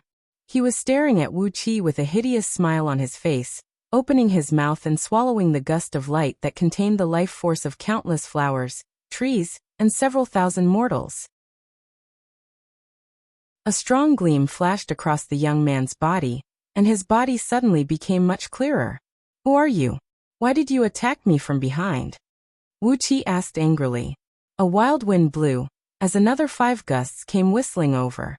Together with the first young man, they had Wu Qi tightly surrounded. Staring at Wu Qi, all 6 of them burst into laughter. None of them answered Wu Qi's question. Tilting their heads, they were sizing Wu Qi up in a calm and unruffled manner, like a group of mighty lions sizing up their prey. Wu Qi looked at them unhappily and his face darkened. If there's nothing else, I'll take my leave now, he said coolly. With a blink of his body, Wu Qi transformed into a beam of dark light and sped away into the distance. He did not choose the direction of Anhe City, but a random direction. But as soon as he took off, 6 strong gusts of wind followed closely behind him, whistling shrilly. 6 fearsome gusts of wind intertwined with each other, transforming into an invisible whirlpool that sucked at Wu Qi's body. His speed became slower and slower, and gradually he became as slow as an ordinary man walking on the ground. Amidst the whistling sound of the wind, the air within 1,000 miles was stirred and turned into a 6-colored gust of wind that kept spinning crazily around Wu Qi and his company. Gradually the gust of wind, green, red, white, black, green, and blue, blanketed everything. Wind blades that seemed to have materialized tore the ground apart, leaving countless deep and shallow cracks on the ground. All the towns and villages within 1,000 miles were struck by the gust of wind. Countless houses were blown away, and countless mortals and livestock were swept up into the sky, screaming and screaming. For a moment, the sky was filled with broken house materials, mortals and livestock, dancing and rolling in the gust of wind. The terrifying gale crushed everything in its path. A large amount of blood kept oozing out from under the skin of the humans and animals. All of their blood was compressed together by the gale, slowly flowing into the bodies of the 6 young men along with the flow of the wind. Their bodies were replenished by the blood and energy essence, and gradually became clearer and clearer. Wuxia felt that his body was getting heavier and heavier, as if countless serpents had coiled around his body, making it hard for him to move. The magnetic force was pulsating crazily around him, producing loud buzzing noises. The powerful force was trying to drag him forward, but as he was trapped by the 6-colored gust of wind, the magnetic force was neutralized as well. Gradually, Wuxia came to a halt in midair. Damn it! Wuxia rolled his eyes and suddenly, he realized the origin of these people. These 6 young men were all divine gods, born from the power of the natural law and the tremendous natural powers found in some feng shui caves. These 6 young men were all powerful divine gods born from the natural law. These days he had indeed provoked these people. Wind Wolf and Fire Tiger, the 2 newly born divine gods, were devoured by him and Audiobook respectively. Everything of Wind Wolf was destroyed by Wuxia, and all of his power had become Wuxia's. However, after devouring Fire Tiger, Audiobook was still digesting and absorbing Fire Tiger's power. Fire Tiger didn't completely disappear from this world. Therefore, powerful beings could find Audiobook through the lingering power of Fire Tiger. Naturally, they could find Wuxia. After figuring out the key, without saying a word, Wuxia flicked his 10 fingers. A large sheet of black light shot out from his fingertips, condensing into 6 primordial runes the size of a rice bucket, and smashed forcefully onto the bodies of the 6 youths. "Explode!" cried Wuxia in a low voice. 6 loud booms rang out, as the 6 young men, who were laughing wildly, were caught off guard and hit by the primordial runes unleashed by Wuxia. Their limbs were ripped to shreds by the explosion, and the whirlpool of wind that had taken shape suddenly collapsed and dispersed. Wuxia felt his body lightened as he transformed into a stream of dark light, wheeling rapidly around the 6 youths who were ripped to shreds by the explosion. "You came to me on your own accord." Abruptly, the chaotic energy in his body transformed into a huge vortex. Exercising the mystic technique of the 7 foundation elevating technique, Wuxia opened his mouth and inhaled at the 6 young men. Now that his cultivation base had improved greatly, he had the magical power of a 27th tier heaven immortal, the fleshly body of a 27th tier heaven immortal, and the dragon transformation script, which was equivalent to the fleshly strength of a 27th tier heaven dragon. A loud boom rang out, as a chaotic black hole the size of a water tank suddenly appeared next to Wuxia's mouth. A frightening suction force came from the black hole. The bodies of the 2 young men were ripped to shreds by Wuxia's primordial runes, and before they could reform their bodies, they were swallowed by Wuxia. A vast amount of chaotic energy swarmed up and invaded their bodies in a flash, trapping the clumps of true spirits in their bodies. With the chaotic energy rolling out, Wuxia exercised the bloodline of Gale and the divine ability of controlling wind, easily killing the true spirits of the 2 young men, then spreading all their power into his body. Abruptly, Wuxia let out a joyful howl. His long hair stood straight up into the sky, and his eyes flickered with a bright gleam. An enormous aura kept spreading out from his body. After receiving the replenishment of the laws of heavenly Tao from the 2 wind gods, as well as the formidable overall strength of a 28th tier heaven immortal, Wuxia's cultivation base, which had been stuck at the bottleneck of 27th tier, suddenly grew by a tiny bit. It was this tiny bit of growth that shattered the bottleneck and caused the energy in his body to surge up like the mighty waves of the Yangtze River. Laughing wildly, Wuxia clenched his teeth and said furiously, "A god of wind? Aren't you sending yourself to my doorstep?" With the bloodline of Gale in his body, perhaps Wuxia would be afraid of other gods, but the wind gods should not have come to him. Before the other 4 young men could come to their senses, Wuxia let out a wild laugh, opened his mouth and swallowed all of them into his stomach. A dreadful whistling of the wind came down from the sky, followed by an exasperated and humiliated voice. How dare you? You bastard! Spit it out! Spit it out!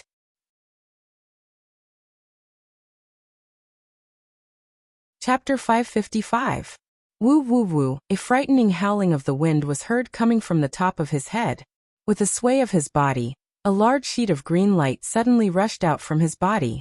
Like a feather, he flew out gracefully along with the wild wind, and was not hurt by the wind at all. A black pillar of wind, about 1 mile in diameter, came crashing down from the sky, nearly brushing past his body.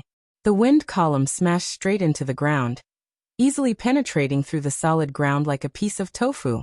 Not long after that, a strong wind roar came from underground. The area with a diameter of 1,000 miles began to shake violently, and countless cracks appeared on the ground. Strong black winds rose from these cracks, tearing everything on the ground apart like countless sharp long blades. Cities, villages, woods, mountains, hills, lakes, all tangible things were turned into ashes by the strong black winds. The land with a diameter of 1,000 miles collapsed, and everything was torn apart and destroyed by the strong winds. Everything that was destroyed was left with only gray dust. It had lost all of its spiritual energy and vitality, and was just a withered and decayed dust. A strong smell of decay began to spread out from the void.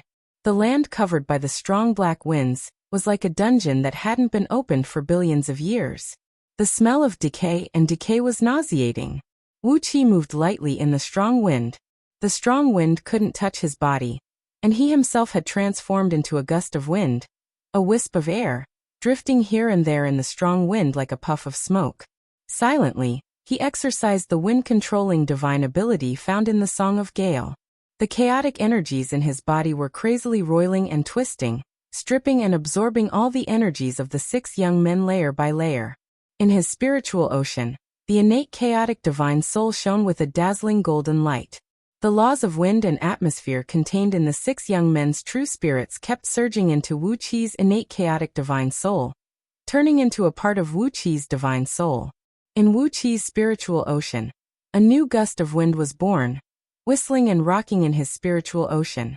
Countless wind pillars were twisting and turning in his spiritual ocean, rubbing and colliding with each other, producing a faintly discernible roar of wind and thunder that could be heard echoing out of his body.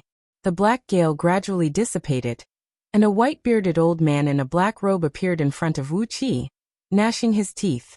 The 1,000 miles wide ground was turned into nothingness, and 100 miles deep, 1,000 miles wide, round-shaped pit was created. Far away, a few great rivers had been pouring water into the pit. The surging water poured into the pit, forming a few 100 miles high waterfalls. It wouldn't be long before this pit became a large lake, and the people who used to live on this land would never be remembered again. The prefecture overseer, Feng Lingling, was nowhere to be found. Currently, Fusang Yi and the others were busy handing over the power of Zhong province. Therefore, no one had noticed what was happening here. Perhaps someone had noticed it, but no one would care about it now, and no one would come to deal with it. The power of Zhong province was the most important thing.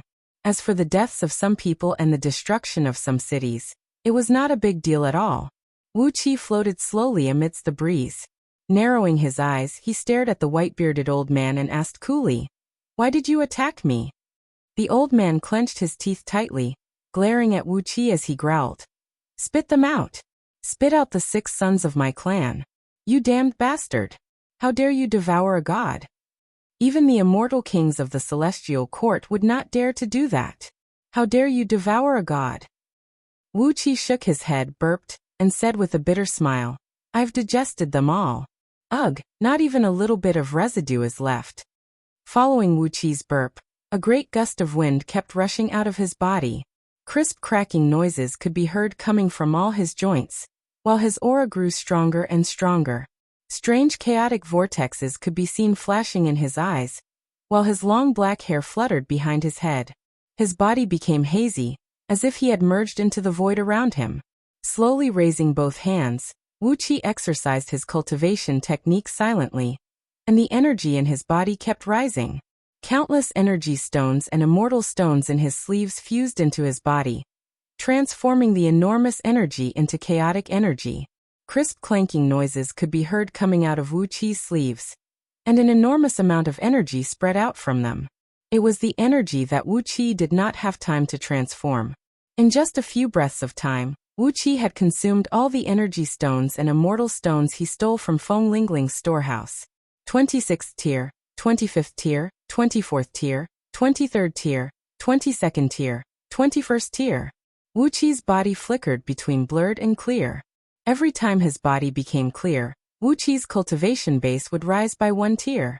The 6 heavenly gods he had devoured were all heavenly gods of wind element.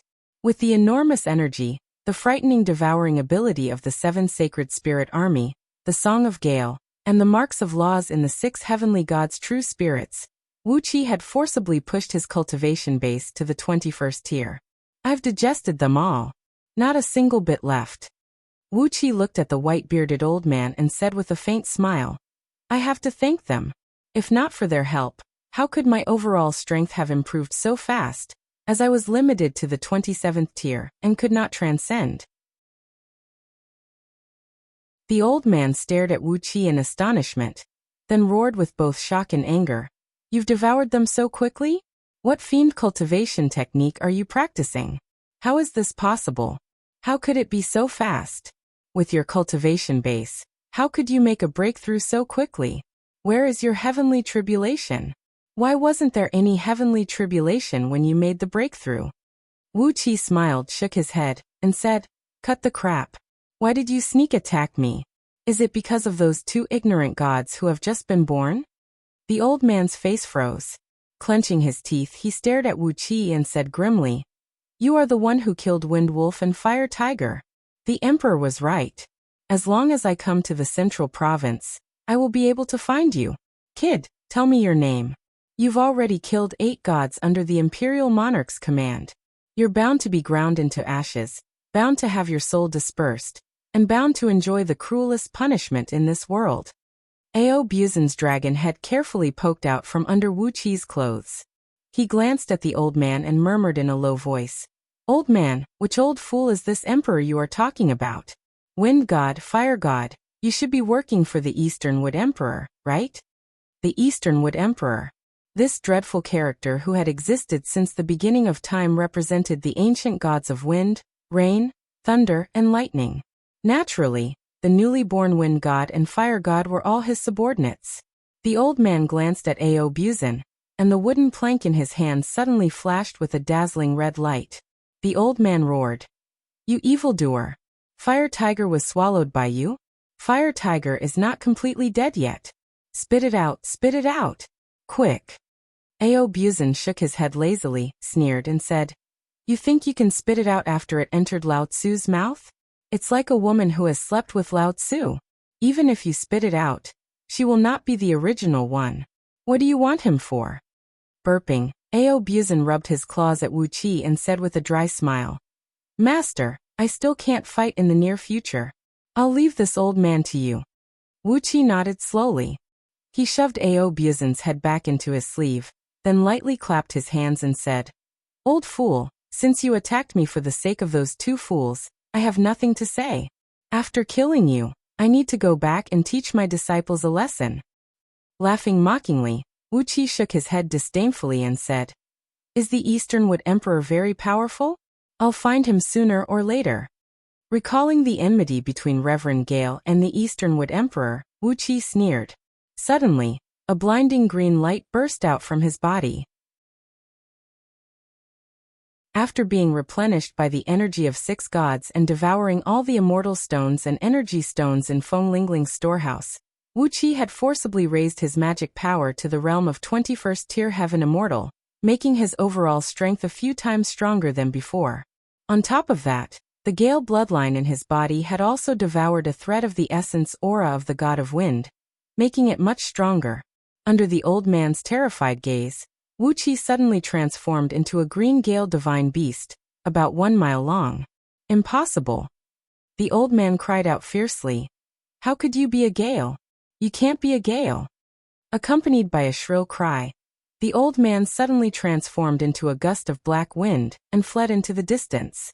The Gale divine beasts were born with the ability to control the wind. In other words, the Gale was the controller of the wind generated by the heaven and earth, the natural enemy of all gods of wind. An adult Gale had the overall strength to challenge a wind god. Although this old man was a top-grade heaven immortal, he had lost the courage to fight back when facing the Gale transformed by Wuxia. It was just like how an adult antelope would still feel an instinctive fear when facing a newborn lion. The relationship between a Gale and a god of wind was like the relationship between a lion and an antelope. It was a relationship of absolute suppression and deterrence, with no exceptions. The old man possessed the overall strength of a 9th-tier heaven immortal.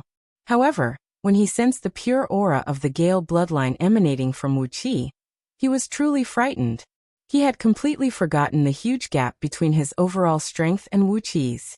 Frightened out of his wits, all he could think of was to flee. Wuxia laughed evilly. Abruptly, he exorcised the Gale bloodline and exercised the wind-controlling technique found in the Song of Gale, opening his mouth and sucking the old man. Mercy!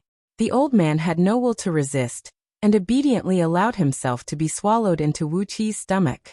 The chaotic energy twisted around the white-bearded old man, smoothly separating the white-bearded old man's true spirit from his enormous magic power. While laughing happily, Wuxia stirred the chaotic energy and turned the old man's true spirit into a pulp. After that, without saying a word, Wuxia transformed into a beam of light and sped away into the distance. Right after Wuxia left, a large sheet of flame burst out from where he was standing. A red-bearded old man appeared out of thin air, together with 6 youths shrouded in flames. The old man sniffed and cried out in alarm. How is that possible? Musu had actually failed? Musu's cultivation base is about the same as mine, but even he was killed. If I focus on hunting the murderer, won't I be in danger as well? Shaking his head, the old man spun and left with the 6 youths. Boys, let's go back quickly and wait for the emperor to send some experts to hunt down the murderer. We can't afford to offend such a ferocious man who treats us gods as tonics. The sound of wind, rain, and thunder filled the air as more and more gods arrived. However, when they sensed the aura of Musu being completely devoured in the air, they all turned and left with unsightly expressions. Musu's cultivation base was about the same as theirs, and yet Wuxia had devoured him. These gods were scared out of their wits, and no longer dared to linger around. Let Qing Emperor send some experts to hunt down the murderer. As heaven immortal gods, they did not have the courage to do so. An even greater trouble was waiting for Wuxia ahead.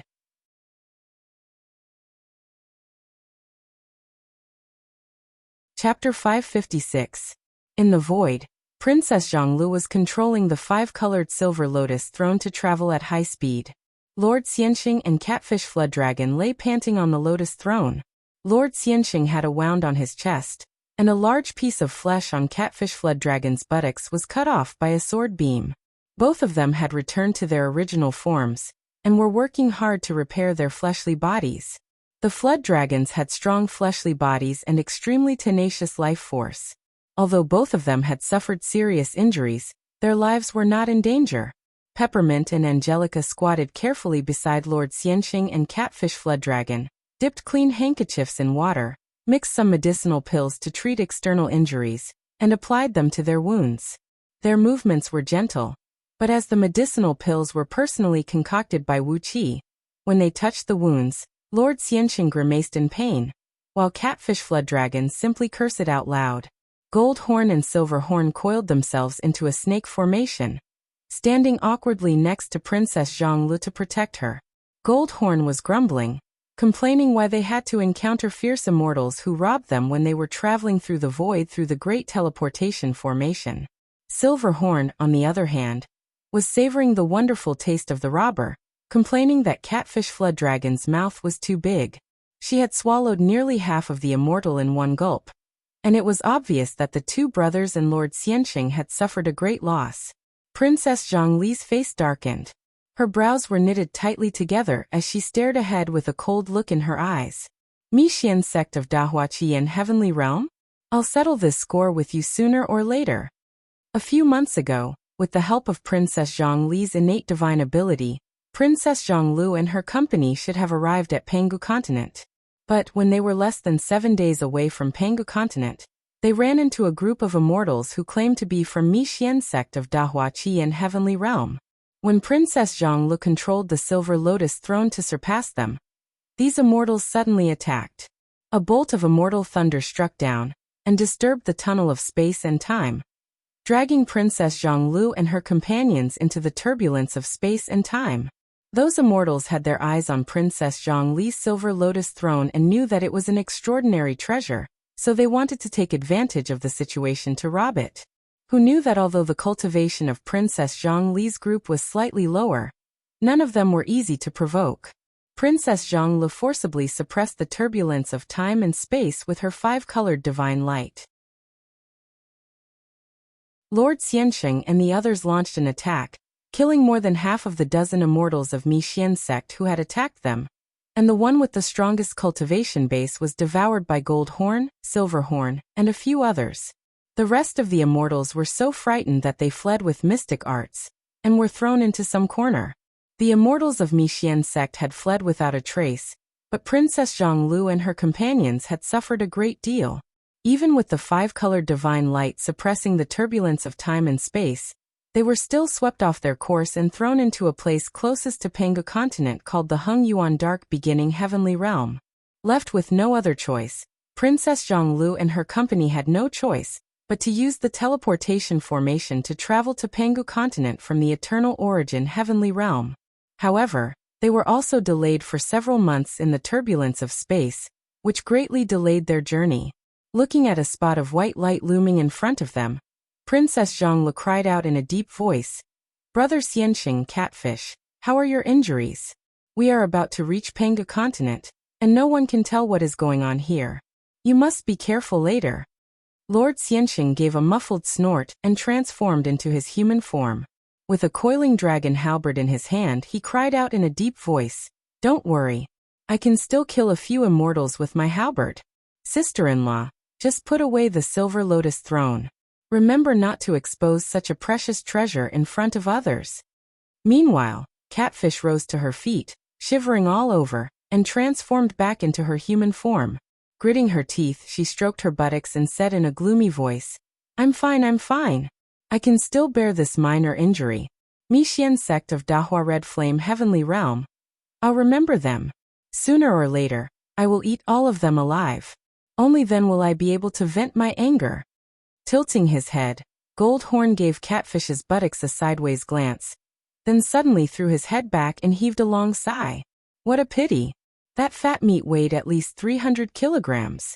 How could it be torn apart by the sword beam? It's better to leave it for us brothers to enjoy. The meat of a catfish demon who has cultivated into a flood dragon can be cooked into a saliva catfish with some pepper and chili. TSK, how delicious. Catfish's face darkened abruptly. She stared fixedly at Gold Horn and Silver Horn and said coldly, I'm also very interested in the dish of dragon and tiger. Standing off to the side, Lord Xianxing shook his head helplessly and said, Dragon and tiger? Can you not involve me in this? Catfish, Gold Horn, and Silver Horn quarreled with each other, their saliva flying in all directions. It seemed that they were about to start a fight on the Silver Lotus throne. Princess Zhonglu rubbed her temples with her fingers helplessly and breathed a long sigh.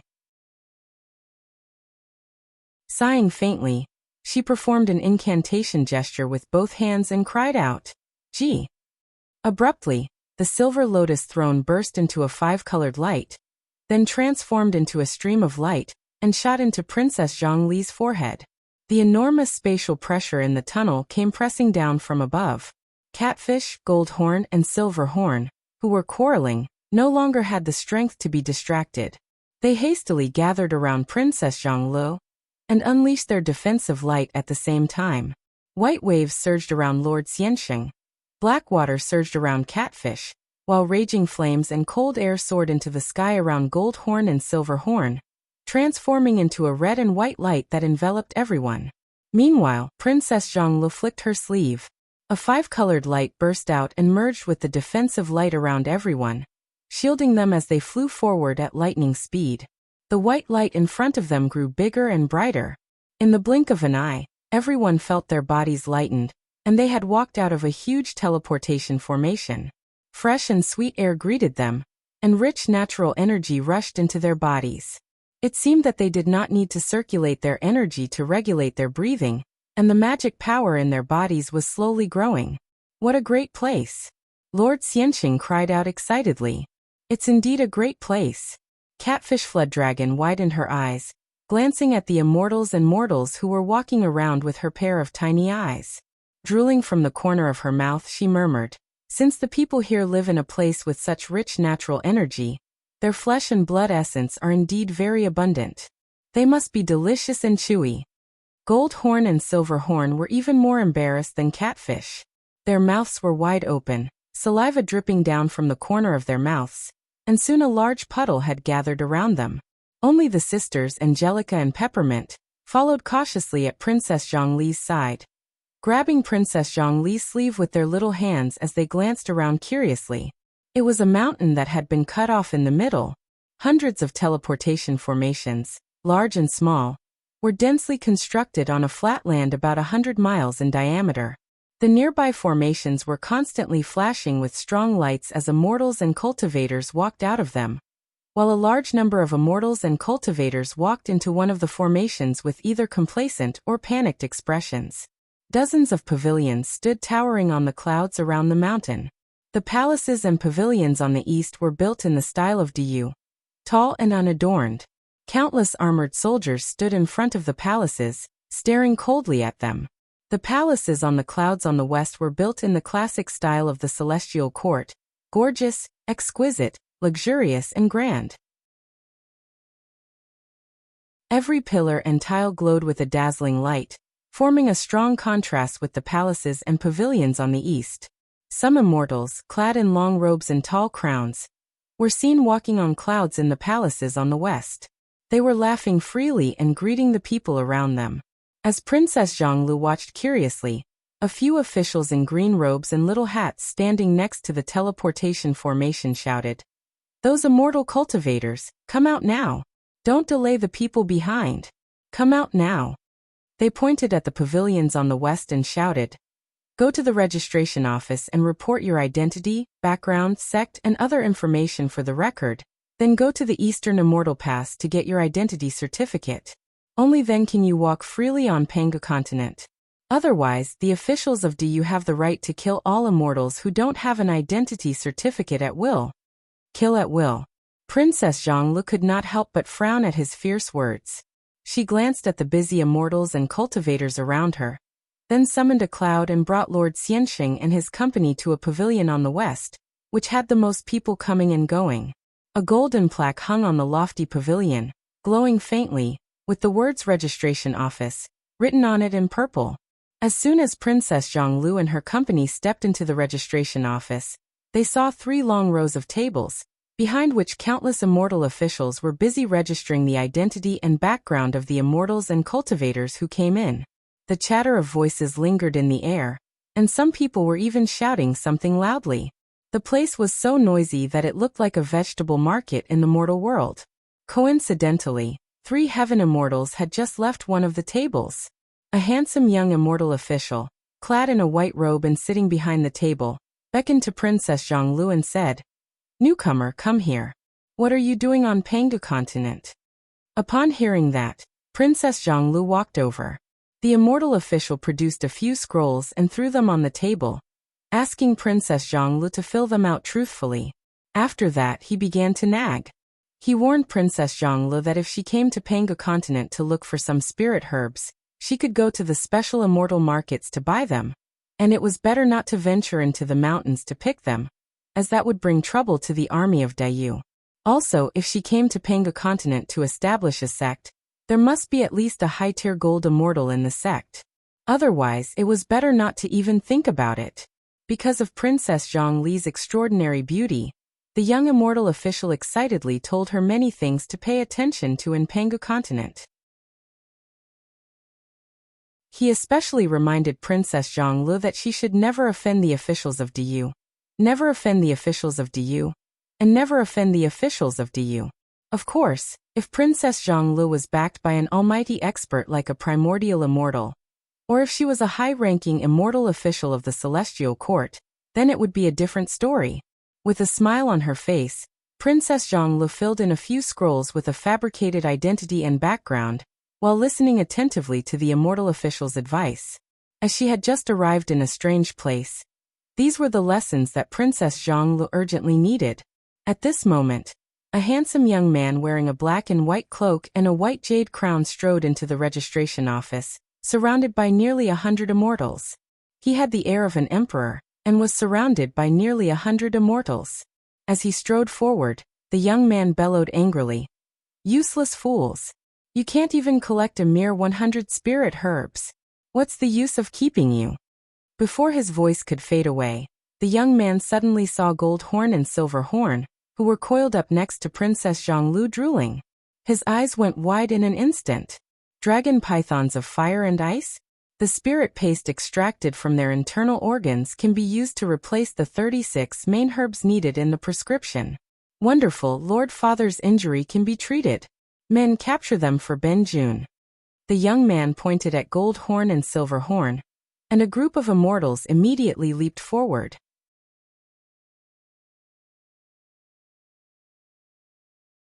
Chapter 557. Gold Horn and Silver Horn were struck dumb as they stared in surprise at the immortals who were charging at them. The brothers thought that since they did not cause any trouble to those immortals should burn incense sticks and pray to Buddha to repay their vows. So, why would these immortals still come to trouble them? They opened their mouths and shot out a beam of red and a beam of white light, which tangled together and turned into a meter-thick spiral beam of light. The three immortals, who were facing Gold Horn and Silver Horn, cried out in alarm. At the same time, a large sheet of auspicious light sprayed out of their bodies. A shield, a mirror, and a flag, three defensive immortal artifacts emerged out of thin air, emitting a bright light to protect their masters. Gold Horn and Silver Horn roared furiously, and the flame and cold air they shot out suddenly soared to a few times more powerful. Three crisp cracking noises rang out as the beam of red and white light left large holes in the three immortal artifacts. The auspicious light and auspicious air vanished in an instant, and the three heaven immortals howled miserably. Before they could unleash other immortal artifacts, they were hit by Gold Horn and Silver Horn's attack. The bodies of the three of them first turned crimson red, emitting an extremely high temperature like burning rocks. Then their bodies, which were about to burst into flames, suddenly shrank. A terrifying chill ruled over every cell in their bodies, and countless cracks suddenly appeared on their bodies. In just a fraction of a second, the bodies of the three heaven immortals had gone back and forth thousands of times in the extreme heat and cold. Although their bodies were extremely strong, they could not withstand the poisonous flame and cold air breathed out by dragon pythons of fire and ice. The bodies of the three heaven immortals disintegrated into countless ice crystals and powder. Their immortal souls howled miserably as they transformed into three beams of golden light, and were about to flee into the sky. Gold Horn and Silver Horn opened their mouths at the same time, and sucked the two immortal souls into their mouths. A dazzling light burst out from the scales on the brothers' bodies, and the strength of the scales increased a little. Just as the other immortal soul fled less than 100 feet away, a huge catfish had suddenly appeared in front of him. Catfish Flood Dragon opened her mouth and swallowed the immortal soul, then burped contentedly, accompanied by a loud burp that sounded like the rumbling of thunder. The wound on Catfish Flood Dragon's buttocks healed rapidly. In just a blink of an eye, the wound had completely healed, and there was not even a scar left. The other immortals were dumbfounded. Only then did they realize that they were facing a primordial species, the infamous dragon pythons of fire and ice from the ancient times. This was a ferocious creature that ran amok in the ancient times, eating true dragons as food, immortals as desserts, and primordial gods as snacks after meals. Dozens of heaven immortals roared in unison. One after another, they unleashed their immortal items to protect themselves, then struck at Gold Horn and Silver Horn with immortal spells. For a moment, the sky was filled with flashes and flashes of light. Tens of huge hands and ropes of immortal energy, as well as countless restrictive runes, fell down like raindrops and smashed at Gold Horn and Silver Horn. The brothers roared furiously as their bodies expanded abruptly. In just a blink of an eye, They had grown from the size of a bowl to the size of a water tank, and were over 1,000 feet long. Then they spread the strangely shaped wings on their backs, sending out streams of flame and cold air. The vast registration office suddenly turned into a hell on earth. Extreme heat and cold ruled over everything, and the tables, chairs, and furnishings in the room were shattered. The cultivation base of the immortal officials in the registration office was not very strong. More than 90% of them were 36th tier heaven immortals, and the strongest among them was only a 35th tier heaven immortal. In the face of the cold air and flame unleashed by Gold Horn and Silver Horn, these immortal officials could only let out a miserable howl before their bodies disintegrated. The sky was filled with fleeing immortal souls. At least 300 immortal officials were killed by the cold and flame aura unleashed by the brothers. 300 immortal souls were swaying wildly in the air, emitting golden and purple light that hurt the eyes. Gold Horn and Silver Horn burst into laughter. Together with Catfish, they opened their mouths and began to crazily devour the fleeing immortal souls. 3 huge mouths opened and 3 invisible vortexes controlled everything in the registration office. One immortal soul after another kept falling into their mouths, turning into surging energies that flowed through their bodies. Terrible cold air and heat waves surged in all directions. When the various restrictive spells unleashed by the immortals touched Gold Horn and Silver Horn, they disintegrated in a blink of an eye like waves slapping a reef. The restrictive spells unleashed by dozens of heaven immortals had no effect at all. Relying solely on their innate divine abilities, Gold Horn and Silver Horn easily disintegrated all their attacks. Countless runes spun rapidly on their scales, while cold air and heat waves burst out of Gold Horn and Silver Horn's bodies. Not only were the restrictive spells unleashed by dozens of heaven immortals shattered, the cold air and heat waves even pushed back, causing the immortal items carried by these heaven immortals to produce crisp cracking noises. The heaven immortals were so frightened that they took a few steps back and hurriedly escaped from the range of the cold air and heat waves unleashed by Gold Horn and Silver Horn.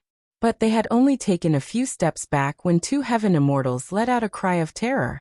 A huge hammer, roughly the size of a small house with a square shape and no decorative patterns, came smashing down with a terrible force and smashing the heads of the 2 heaven immortals. A dazzling light burst out of the heads of the 2 heaven immortals. Their defensive immortal items were an immortal robe and a long silk. Both immortal items emitted an auspicious light at the same time, bringing up large clouds that blocked under the terrible hammer. The hammer smashed down, and the 2 immortal items and their masters groaned together. Then it was the second, the third, the fourth. In just a blink of an eye, before the crowd of heaven immortals could come to their rescue, Catfish, who had rolled up her sleeves and revealed 2 thick, dark, muscular arms, had smashed the 2 pitiful heaven immortals 360 times. The hammer weighed over 5 million kilograms, and together with the frightening brute strength that Catfish Flood Dragon had acquired after cultivating the dragon transformation script, every swing of the hammer could shatter a lofty mountain and break a great river. The 2 heaven immortals who were attacked by Catfish had a rather strong cultivation base, and the quality of their immortal items was also pretty good. But after suffering 360 heavy blows in a row, they finally could not withstand Catfish's storm-like attacks. The immortal robe and the long silk were torn to pieces, and their heads were smashed by the hammer before they could even make a grunt. The heads of the 2 heaven immortals shattered like eggshells, and golden blood and brain matter sprayed all over the sky. Suddenly, a long, sticky tongue stuck out of Catfish's mouth, rolled up the 2 dead heaven immortals, and shoved them into her mouth. A great amount of black mist sprayed out of her mouth. As soon as the 2 heaven immortals' immortal souls rushed out of their shattered heads, they were immediately stained by the black mist. The 2 golden immortal souls howled miserably as plumes of black smoke rose from their bodies due to the corrosion. Then they were swallowed by Catfish with a single gulp. The other heaven immortals were horrified, and they roared and scolded her. Tacitly, they abandoned the Gold Horn and Silver Horn brothers and turned to face Catfish. In their opinion, Gold Horn and Silver Horn were indeed difficult to deal with, but Catfish was just a fat fish-headed monster. Even though she had cultivated the body of a flood dragon, she was still easy to deal with. Before these heaven immortals could attack her, a purple thunderbolt suddenly tore through the void. Lord Xianxing scolded in a low voice. In a flash, the halberd turned into countless purple thunderbolts and swept toward the dozens of heaven immortals in the registration office with a deafening rumble. The sky was filled with thunderbolts, and the field of vision was filled with an eerie chill. With the force of a thunderbolt, the purple thunderbolt smashed on these heaven immortals almost at the same time. Lord Xianxing was a direct descendant of the Dragon King, and the set of combat skills he had inherited from his ancestors was very impressive. In just a fraction of a second, he swung his coiled dragon halberd, and the dozens of heaven immortals who had attacked Goldhorn and Silverhorn were all struck by him. Each of them was struck nearly 100 times by the halberd, causing smoke to rise from their bodies. The tremendous force shook them, causing them to lose their footing and retreat quickly. Unfortunately, the halberd in Lord Xianxing's hand was just an ordinary spirit artifact, not a good treasure. If he had an immortal artifact of a similar grade, his blow just now would have been enough to kill these dozens of heaven immortals. Spirit artifacts could not break the protective immortal artifacts of these heaven immortals. It was true that Lord Xianxing had forced the dozens of heaven immortals back with just one blow, and his mighty power had intimidated everyone present. But the halberd in his hand was also shattered into dozens of pieces. The item spirit in the halberd, a purple thunderbolt soul, let out a miserable wail and shattered into pieces along with the halberd. Lord Xianxing staggered back a few steps. Standing in front of Princess Zhonglu, Angelica, and Peppermint, he growled through clenched teeth. Damn it! So many immortals and so many immortal artifacts. What a pity. If I had an immortal artifact in my hand, all of you would be dead today. The faces of the immortals who attacked Goldhorn and Silverhorn fell. None of them could see how Lord Xianxing struck. Before they could see the trajectory of the halberd, all of them were hit at the same time. If Lord Xianxing really had an immortal artifact in his hand, perhaps their protective immortal artifacts would have been pierced by now, and he alone would have killed dozens of heaven immortals. Chi-Chi sucked in a cold breath, while the dozens of heaven immortals took a few steps back at the same time, looking in horror at the young man who had ordered them to strike just now. The young man's face darkened slightly as he gave Lord Xianxing a fearful look, then turned to look at Princess Zhonglu. When he saw Princess Zhongli's stunningly beautiful face, as well as the luxurious aura emanating from her, the young man's eyes immediately lit up, and a smile emerged on his face. The young man cleared his throat, then took a slow step forward, and came several tens of feet away from Princess Zhonglu. Then he slowly bowed to her. Young lady, I'm Li Qinghua, and I pay my respects to you. Princess Zhonglu gave him a cold look and asked coldly, Why did you attack us for no reason? Tell me the reason first. Li Qinghua smiled faintly and said leisurely, My father is the sovereign of Myriad Immortal Alliance. Have you ever heard of the great name of Myriad Immortal Alliance? When Li Qinghua told her that his father was the sovereign of Myriad Immortal Alliance, the faces of the few old immortals with white beards flickered at the same time, and they gave him a discontented glare. But Li Qinghua was fascinated by Princess Zhongli's beauty, so he had no time to care about the expressions of these old immortals. Hurried footsteps were heard coming from outside the registration office's pavilion, and a large group of Diyu's armored soldiers had gathered outside. Faint ripples of immortal energy could be sensed coming from above their heads, as the immortal officials of the Celestial Court who were in charge of controlling the teleportation formation had arrived. Heavily surrounded, the registration office was completely surrounded.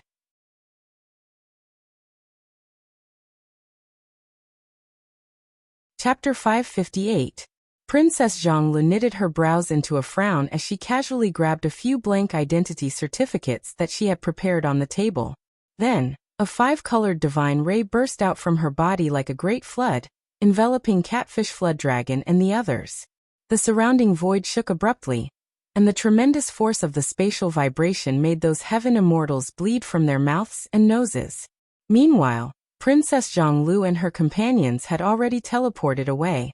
A crisp cracking noise rang out as the 3-layered light barrier that enveloped the entire pavilion shattered, and the 5-colored divine ray unleashed by Princess Zhonglu smashed a huge hole in it.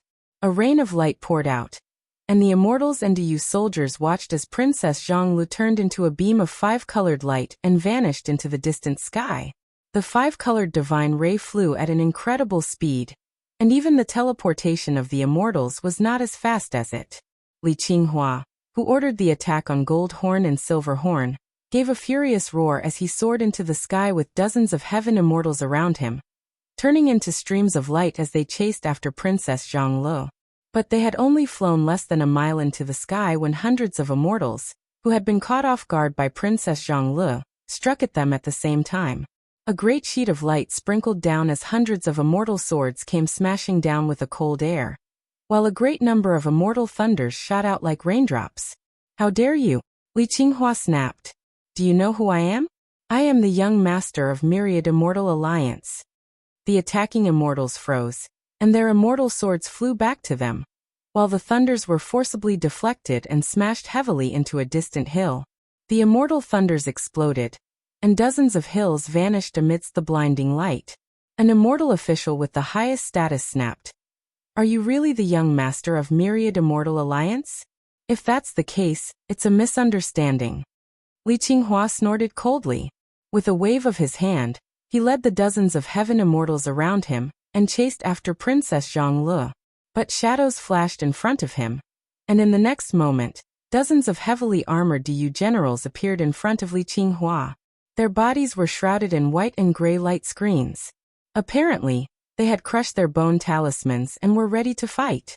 A golden-armored general stood in front of Li Qinghua with a pair of machetes in his hands, looked him up and down, and said with a sneer, "The young master of the Myriad Immortal Alliance? Well, I was just worried about not being able to find you. Hey, be tactful and come with us. There are a lot of things that we need to explain to your union of 10,000 immortals." A murderous look flashed across Li Qinghua's face as he pointed at the golden-armored general and bellowed, "How dare you? Do you know who I am?" The golden-armored general sneered and said, "Isn't it just the young master of the union of 10,000 immortals? Don't you know that 30% of the wanted documents issued by Du over the years are related to your union of 10,000 immortals? I was worried that I couldn't find the high-level members of your union of 10,000 immortals, and now you've come to me." Haha. With a loud roar, the tens of thousands of Du soldiers who had rushed to the registration office from all directions and surrounded it burst into furious roars at the same time. Blades and spears stood as tall as trees in a forest, and their breaths rumbled like thunder. Hundreds of oracles were hovering above a killing formation that looked like a crab, constantly crushing bone talismans to enchant the soldiers with various defensive talismans.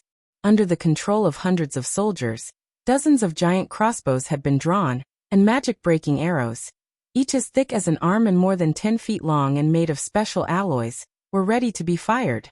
The arrows had locked onto Li Qinghua and the immortals of Myriad Immortal Alliance, and the murderous intent emanating from them made the weakest immortals shudder.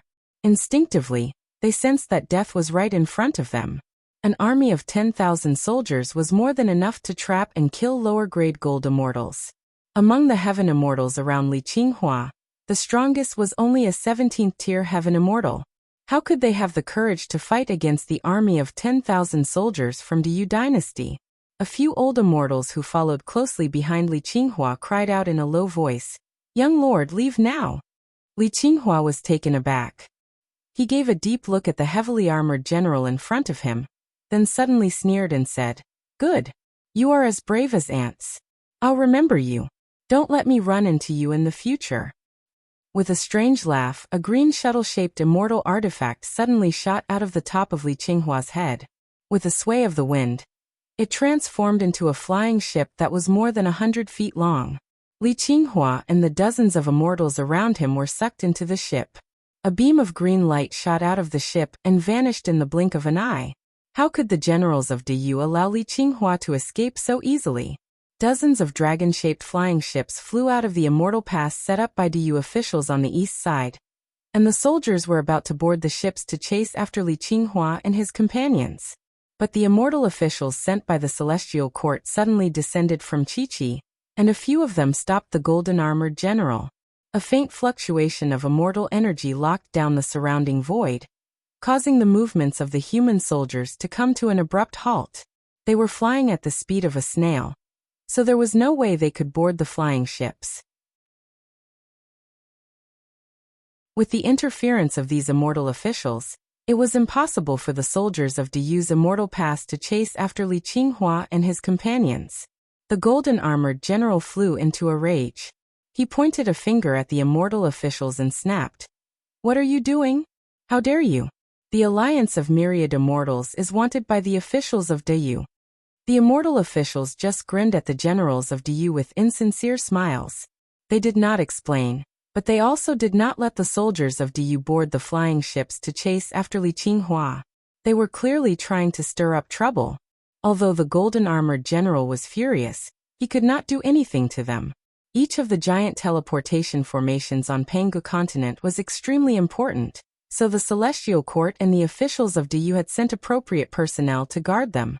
The so-called appropriate personnel meant that both sides were of equal strength, and once a conflict broke out, it would result in a lose-lose situation.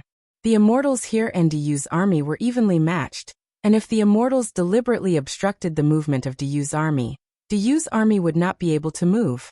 Just as the two sides were confronting each other, the five-colored divine ray that Princess Zhonglu had transformed into had already teleported hundreds of millions of miles away. The blue shuttle-shaped flying ship used by Li Qinghua was a rare artifact. It was made by his father, the sovereign of Myriad Immortal Alliance, with the body of a blue swan that could fly at an incredible speed and some rare materials. The item spirit of the flying ship was the soul of that blue swan. The speed of the flying ship was more than 100 times faster than the teleportation of ordinary immortals, and it was a life-saving treasure that Li Qinghua used to save his life. Princess Zhongli's five-colored divine ray was extremely magical, and she could travel hundreds of millions of miles in just a blink of an eye.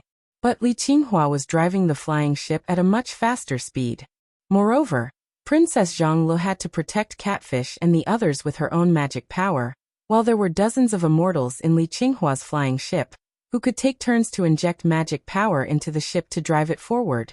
As a result, in just 6 hours, Li Qinghua's flying ship was less than 100 miles behind Princess Zhonglu. Princess Zhonglu frowned as she stared at the green beam that was chasing after her from a distance. The natural energy was constantly pouring into her body to replenish the magic power she had consumed in her rapid escape. But after all, her strength was limited, and Princess Zhongli's cultivation base was not as strong as that of the few old immortals around Li Qinghua. As a result, Princess Zhongli's speed was getting slower and slower, while the flying ship was getting faster and faster. A cold gleam flashed in Princess Zhongli's eyes as she waved her hand casually. Suddenly, a dark cloud, about 100 miles in circumference, appeared out of nowhere in the void behind her. Lightning flashed vaguely, and the rumbling of thunder shook the earth. Dozens of mountains on the ground were on the verge of collapse, and some huge rocks were even thrown up into the air like a retrograde meteor shower. The flying ship plunged headlong into the area covered by the dark cloud. With a thought, Princess Zhonglu recited a few incantations, and the dark cloud suddenly turned into a flaming cloud. Like a broken dam, the crimson heavenly flame poured down from the sky like a boundless sea of fire. Countless red lightning bolts that were as thick as water tanks came crashing down from the sea of flames. They struck the flying boat heavily, as if they were living creatures with intelligence. The dark cloud rolled and enveloped the flying ship.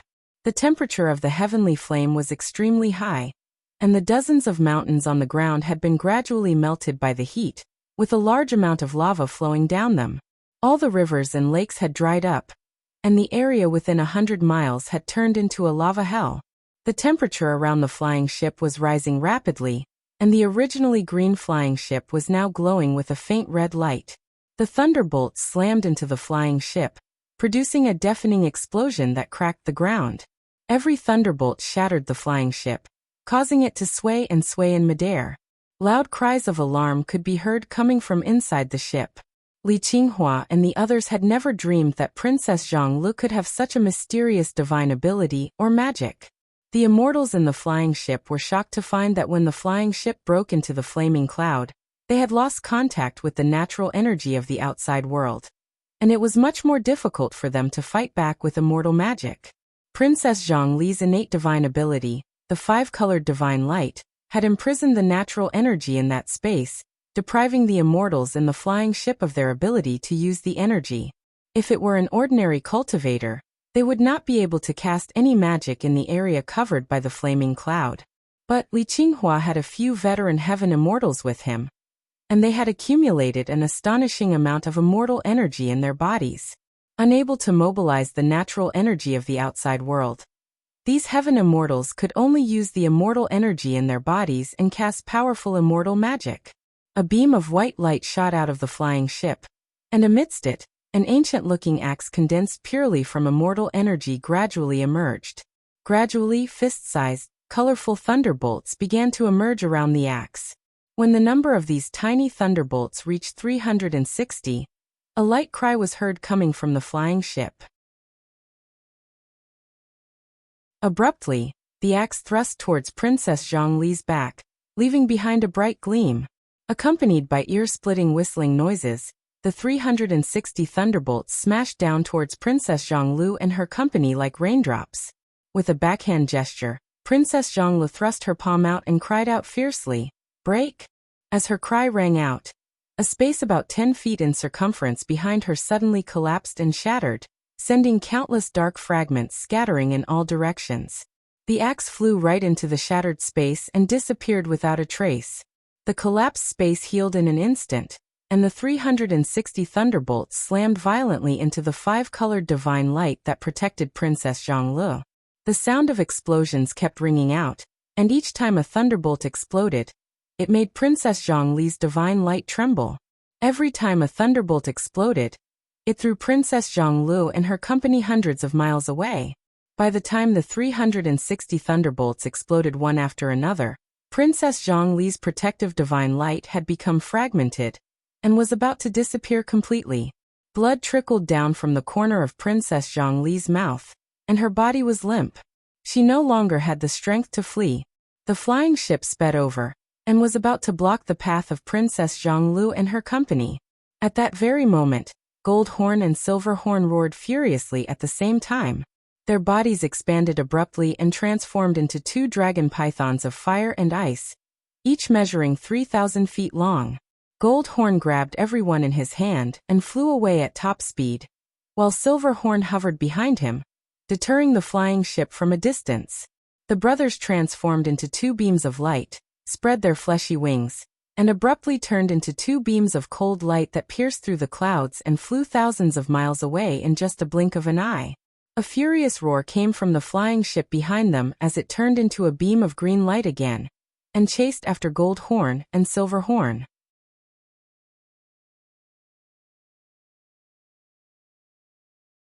Chapter 559. In midair, Gold Horn and Silver Horn streaked across the sky at a speed several times faster than lightning, leaving two beams of cold light in their wake. More than 300 miles behind them, a green flying ship was chasing after them with a blinding green light, but it could not close the gap between them. Instead, it was getting further and further away. Apart from the fact that the dragon pythons of fire and ice could breathe fire and ice out of their mouths, which could destroy all kinds of immortal items and magical treasures, and were ferocious and unstoppable, their greatest characteristic was their incredible flying speed. In the ancient times, they were so infamous that countless almighty experts of the ancient times trembled with fear at the mere mention of their name. Once they were targeted by such ferocious creatures, they could neither defeat nor escape. Even the winged dragons of the True Dragon clan could not outrun them in speed. To be exact, Gold Horn and Silver Horn could only be regarded as having just grown a pair of wings, and had yet to completely master the various divine abilities and techniques in the Dragon Python mystic scripture. But they were already flying at an incredible speed. Even though Li Qinghua was accompanied by an immortal flying ship crafted by his father, it was still difficult for him to catch up with Gold Horn and Silver Horn, who had risked their lives. Leaning against Gold Horn's claw, Princess Zhonglu, whose face was as pale as a sheet of paper, had her eyes closed and both hands locked into an incantation gesture before her dantian. The natural energy kept rushing into her body, turning into a five-colored divine ray that rolled and surged around her. Princess Zhonglu had entered the state of enlightenment and was healing her wounded body at an incredible speed. Wherever Gold Horn and Silver Horn flew past, countless flowers, plants, and trees in the forest released a wisp of life force at the same time, which transformed into a vast stream of green light and poured into Princess Zhongli's body. Princess Zhonglu was severely injured when she was struck by 360 thunderbolts in a row. But as she had absorbed the life force offered by the flowers, trees, and various other natural creatures, her injury was not a big deal. The flight went on for 3 days and 3 nights, and Gold Horn and Silver Horn were so tired that they were foaming at the mouth.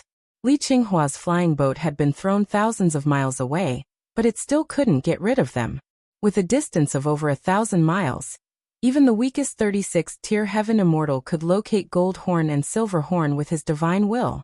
So it was not enough to escape from the pursuit of the immortals led by Li Qinghua.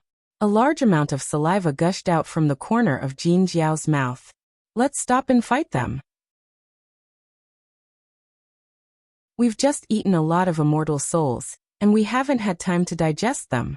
If we keep running like this, we won't be able to control the immortal souls we've absorbed with our remaining energy. It's such a waste. Silver Horn shook his head and grunted, I'm tired. My wings are cramping. Let's go all out and fight them. Princess Zhonglu opened her eyes slightly and said calmly, hold on for another 2 hours. Upon hearing Princess Zhongli's words, Gold Horn and Silver Horn nodded repeatedly. Flapping their wings with all their might, they sped up and fled into the distance. Princess Zhonglu took a deep breath, then began to sing an ancient ballad that was filled with an evil air, making one feel as if their soul was about to fly out of their body.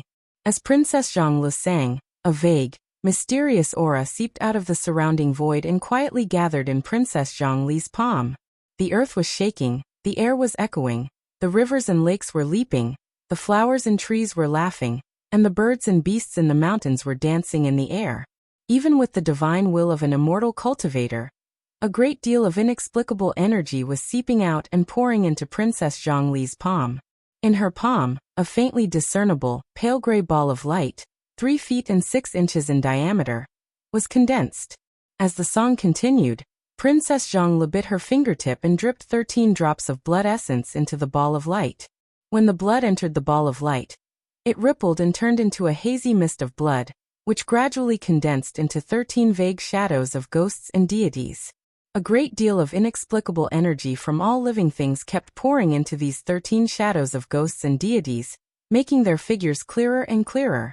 Vaguely, shrill ghost howls could be heard coming out of these 13 shadows of ghosts and deities. Wherever Gold Horn and Silver Horn flew past, large sheets of dark clouds rolled and rolled toward them, while the natural phenomena of wind, rain, thunder, and lightning were stirred up around them. Strong winds howled, dark clouds rolled, thunder flashed, and electric arcs filled the sky. All kinds of natural forces were injected into the ball of light in Princess Zhongli's palm, as well as into the 13 shadows of ghosts and deities, who were now several inches tall and looked exactly like real humans. Suddenly, a 5-colored divine ray shot out of the center of Princess Zhongli's brows, condensing into numerous runes the size of sesame seeds in the ball of light. Sparkling and translucent talismans were constantly imprinted on these ghosts and deities. Every talisman imprinted on these ghosts and deities would cause them to let out shrill screams. It was as if these talismans were soldering iron, causing these ghosts and deities to feel endless pain. The ball of light emitted a faint glow. The energy that had poured into it from the outside world had accumulated into a large cloud of smoke, in which the shadows of ghosts and deities were shuttling and wheeling at high speed. Gold Horn and Silver Horn gradually slowed down. Their physical strength had been exhausted to the limit. Now they were only relying on the ferocious energy in the bones of dragon pythons to fly.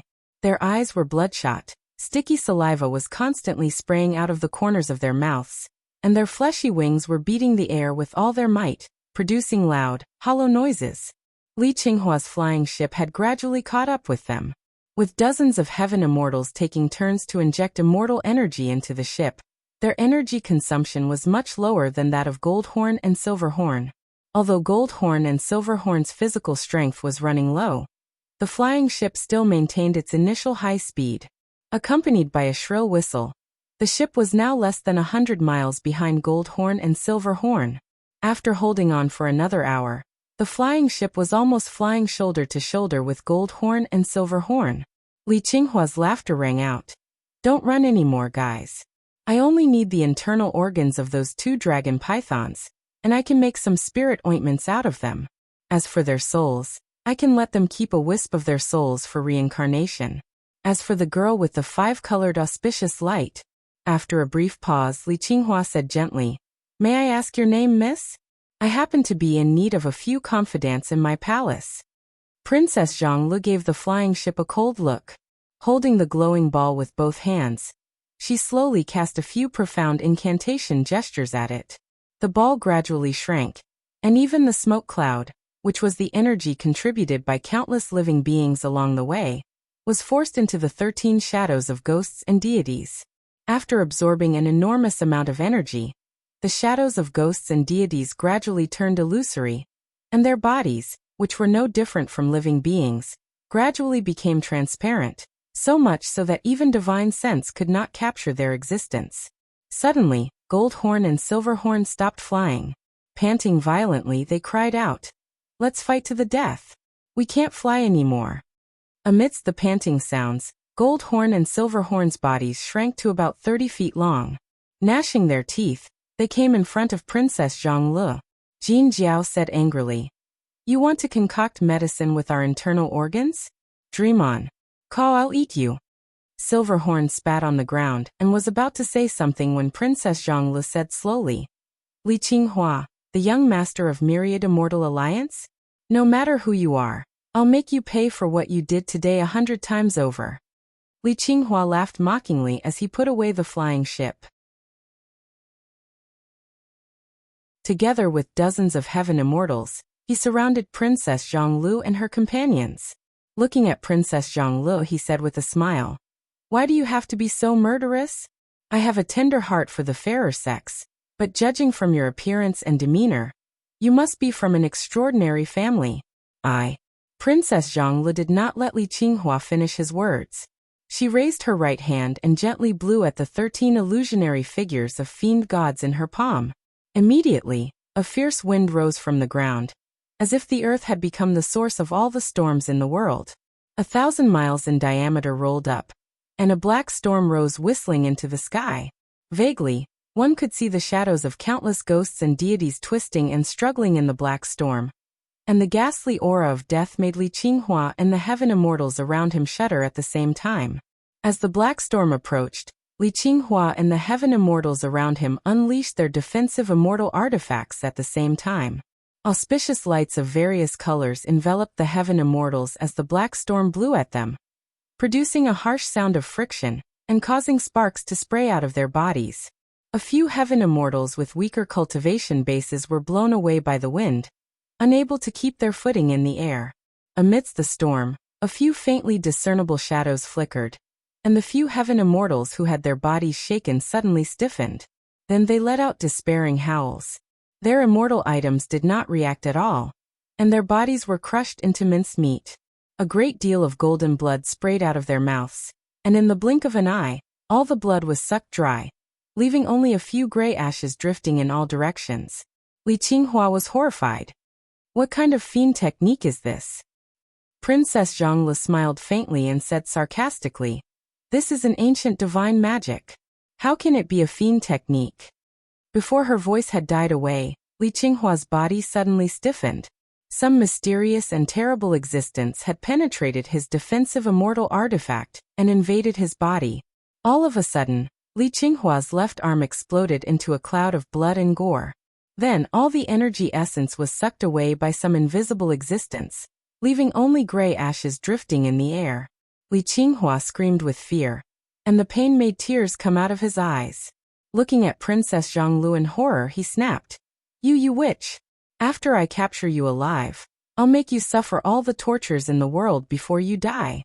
I'm going to toy with you to death. Princess Zhongli's face darkened.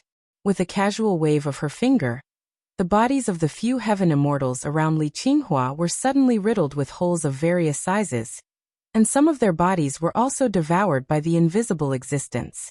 Li Qinghua froze for a moment, then suddenly cried out, "Run!" Then, a golden talisman shot out from between his brows. A mass of golden light wrapped him and all the heaven immortals around him, and they disappeared without a trace. Princess Zhang coughed up a mouthful of blood, and then a large amount of blood flowed out of her 7 orifices at the same time. Trembling, she grabbed the catfish flood dragon and said in a low voice, "Let's go. This reverse mysterious great void divine technique is beyond the limit of what I can bear now. I had to use the source power of my divine soul to unleash it. At least I managed to scare them away. Let's go." Catfish was horrified. Lord Xianxing let out a long roar and abruptly transformed into a dragon hundreds of feet long, grabbed all the people, and fled in a random direction. A quarter of an hour later, an urgent wanted order spread within the Union of 10,000 Immortals, and all the allies of the Union of 10,000 Immortals received this wanted order. The elders of the Divine Hall, the core of the Alliance's power, had jointly issued an order to hunt down a group of cultivators who brought along dragon pythons of fire and ice. Attached to the warrant was a clear picture of Princess Zhang Lu and her companions.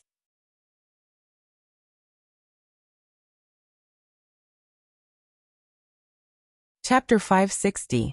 In an Yi County, Zhong Province, Du Province. The princess of an Yi had already fled with all her family members. No one knew where they had gone. He was Feng Lingling's confidant, and his whole clan had been a vassal clan of Feng clan for countless years. After learning that Zhongning City had been slaughtered, and that Feng Lingling had been stripped of his title of Marquis and removed from the throne of Prefecture Overseer of Zhong Province, the princess of an Yi naturally had to consider the safety of her own clan, and so she fled with all her clansmen and properties. A huge power vacuum immediately appeared in an Yi County. The whole county was in a mess, and no one cared about the government affairs anymore. Under such a wonderful opportunity, Wuxia came to the nameless mountain in the southwest corner of an Yi County with many disciples of the underhand sect. The nameless mountain was now named Mount Picking Star by Wuxia, and even a nearby mountain range was called the Mount Picking Star by Wuxia. The main peak of Mount Picking Star was 127 miles high and stretched for more than 700,000 miles. It occupied most of the territory of an Yi County. On the mountainside of the main peak of Mount Picking Star, in the middle of a cliff that reached a height of 100 miles, Wuxia had opened up a platform with a circumference of 100 acres. He had temporarily transplanted some green pines, cypresses, and exotic flowers on it, and had even dug out a few ponds to draw snow water from the top of the mountain as the water source. At the end of the platform was an arched door about 30 feet high and 20 feet wide. A plaque was mounted on the lintel of the door, on which were carved the words Underhand Sect. Through this arched door and 100 miles into the belly of the mountain, there was the immortal energy vein Wuxia had found in the copy of Panga's map of the mountains and rivers. Rich immortal energy rolled up from the ground, creating a blessed land of 100 miles in circumference in the belly of the mountain. The blessed land had 18 floors, measuring 108 miles in circumference. Each floor was as bright as day, and filled with countless exotic flowers and plants. As long as some houses and pavilions were built, this would be the most suitable place for cultivation. After providing Supremacy 3 Flame and Eugene with some formation designs, and the various extraordinary treasures he looted from the Prefecture Overseer Mansion, Wuxia left the heavy responsibility of building a cave abode and building the sect to the others. After that, he came to the lowest level of the natural blessed land, found the Eye of the Spirit Cave, which had the densest immortal energy, and sat cross-legged in it, exercising his cultivation and regulating his breath. Not only did he devour 6 young gods, the immense power of wind contained in their bodies allowed Wuxia to smoothly break through to the 21st tier heaven immortal realm. However, devouring the wooden puppet had brought him quite a bit of trouble. His true spirit had been wiped out by Wuxia, and all his understanding of the law of wind had become Wuqi's understanding of the heavenly Tao. However, his immense divine energy was a little hard for Wuxia to digest. Wooden Puppet was a god born from the heaven and earth dozens of eons ago, and the accumulation of such a long period of time had given him an enormous divine energy, at least hundreds of times stronger than Wuqi's current strength. Wuqi was like a little snake that had devoured an elephant. It was because of the magical chaotic energy that he was not stuffed to death. He had to devour and absorb wooden puppets' energy as soon as possible. Otherwise, he would feel like he was carrying a bomb in his body at any time, and he had no idea when it would explode. Therefore, he hurriedly returned to Anhe City in Lu County, brought all the disciples of Underhand sect to Mount Picking Star, and left everything to Supremacy 3 Flame in Eugene, while he went into a secluded cultivation, focusing all his attention on devouring and absorbing wooden puppets' energy. Wuqi was hoping that once he devoured all of wooden puppets' divine energy and transformed it into chaotic energy, to what extent would his cultivation base improve? A high-tier heaven immortal? He would at least have the cultivation base of a high-tier heaven immortal. Or perhaps, he could transform into a top-tier heaven immortal? In the 18th level of Mount Picking Star, in the deepest level of the cave abode thousands of miles underground, the rich immortal energy had condensed and compressed into a purple-golden liquid, turning into a spring in the eye of the spirit cave. Wuqi was sitting cross-legged in the spring, constantly inhaling and exhaling the immortal energy around him, trying his best to digest the enormous divine energy that came from Wooden Puppet. Wooden Puppet's divine energy hovered inside Wuqi's body like a star, emitting a dazzling divine light from time to time. Wuqi's chaotic energy had transformed into a millstone, grinding off tiny pieces of divine energy from Wooden Puppet's divine energy and turning them into chaos. At the same time, Wuqi exercised the foundational cultivation technique of True Body of Heaven and Earth Scripture, and the 7 Foundation Elevating Technique, as well as all the other divine abilities and mystic techniques. Bright lights of various colors flickered all over his body as he slowly transformed Wooden Puppet's divine energy into his own. The Song of Gale, Dark Een Water Scripture, Inferno Hellfiend Scripture, and many other insights of the heavenly Tao kept fusing into his divine soul. He had entered a mysterious and unfathomable state of enlightenment, quietly comprehending all the profound mysteries. His cultivation base was improving step by step, and his magic power was getting stronger and stronger. But the fastest improvement was the True Body of Heaven and Earth Scripture. The strength of Wuqi's fleshly body was advancing at a terrifying speed. It seemed that the chaotic spirit body was particularly suitable for the cultivation of the True Body of Heaven and Earth Scripture. Within 1,000,000 miles around Mount Picking Star, the strange purple mist released by Pangu Continent did not need to be absorbed by Wuqi at all.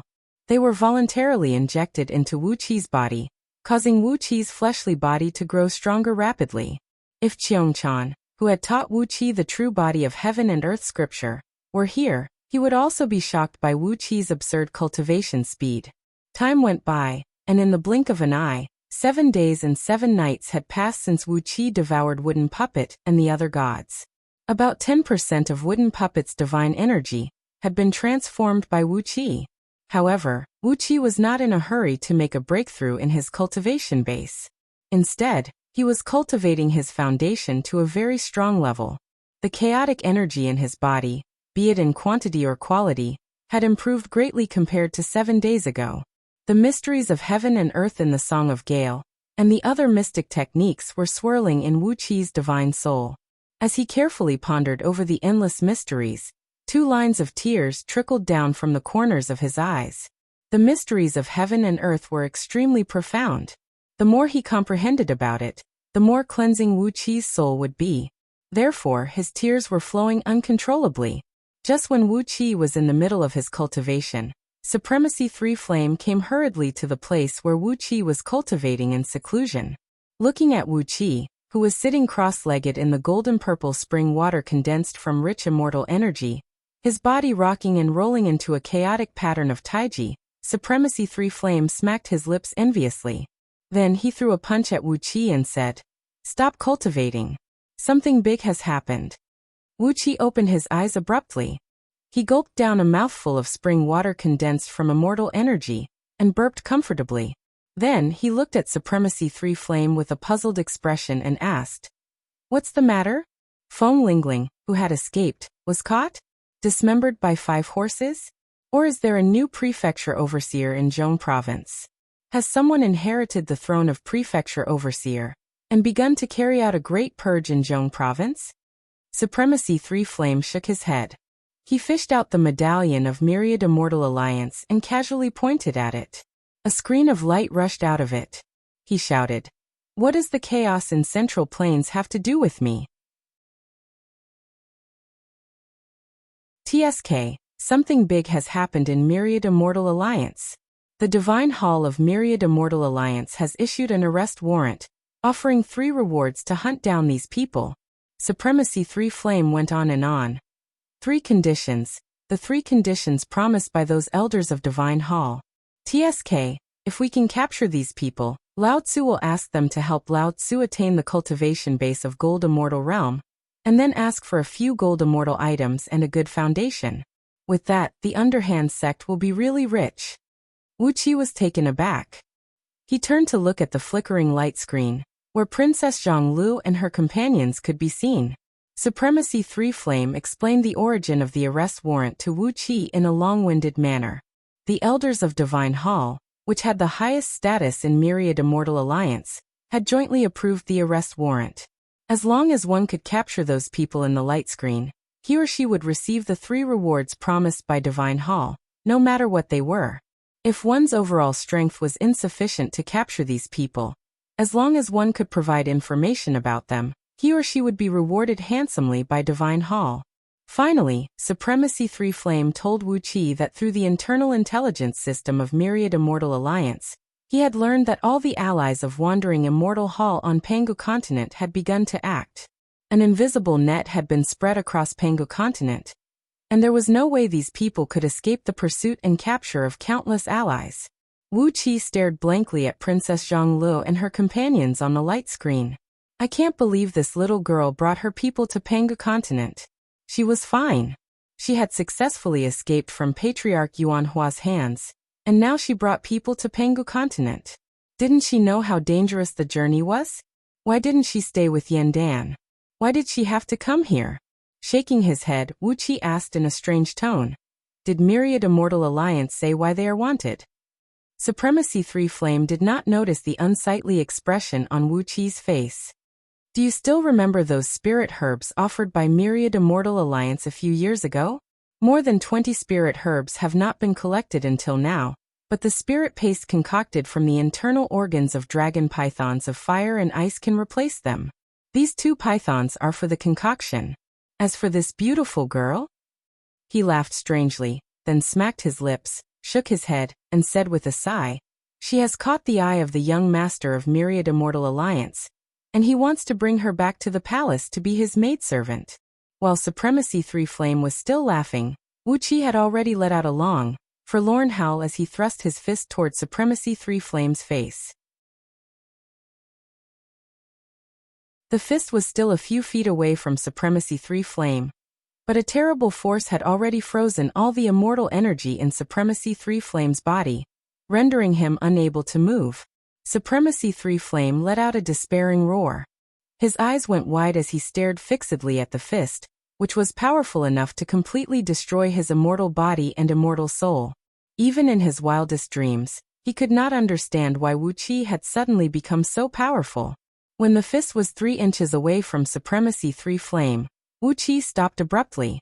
Slowly he retracted his fist and rose to his feet. Staring at the light screen, he sneered and said, "That girl's name is Zixian, and she is my lover." Supremacy 3 Flame's jaw dropped, and he could not come to his senses for a long time. Looking at the others on the light screen, Wuxia said coolly, "They are my brothers, my friends, my juniors." The young master of Myriad Immortal Alliance? Hee, I said I want to destroy Myriad Immortal Alliance, okay? Supremacy 3 Flame scratched his head in distress. He heaved a long sigh, shook his head and said, "Then let me help you pass the knife." Wuxia threw his head back and laughed. With his eyes bloodshot, he suddenly shot up into the sky, transformed into a clump of fiend energy, and rushed out of Picking Star Mountain.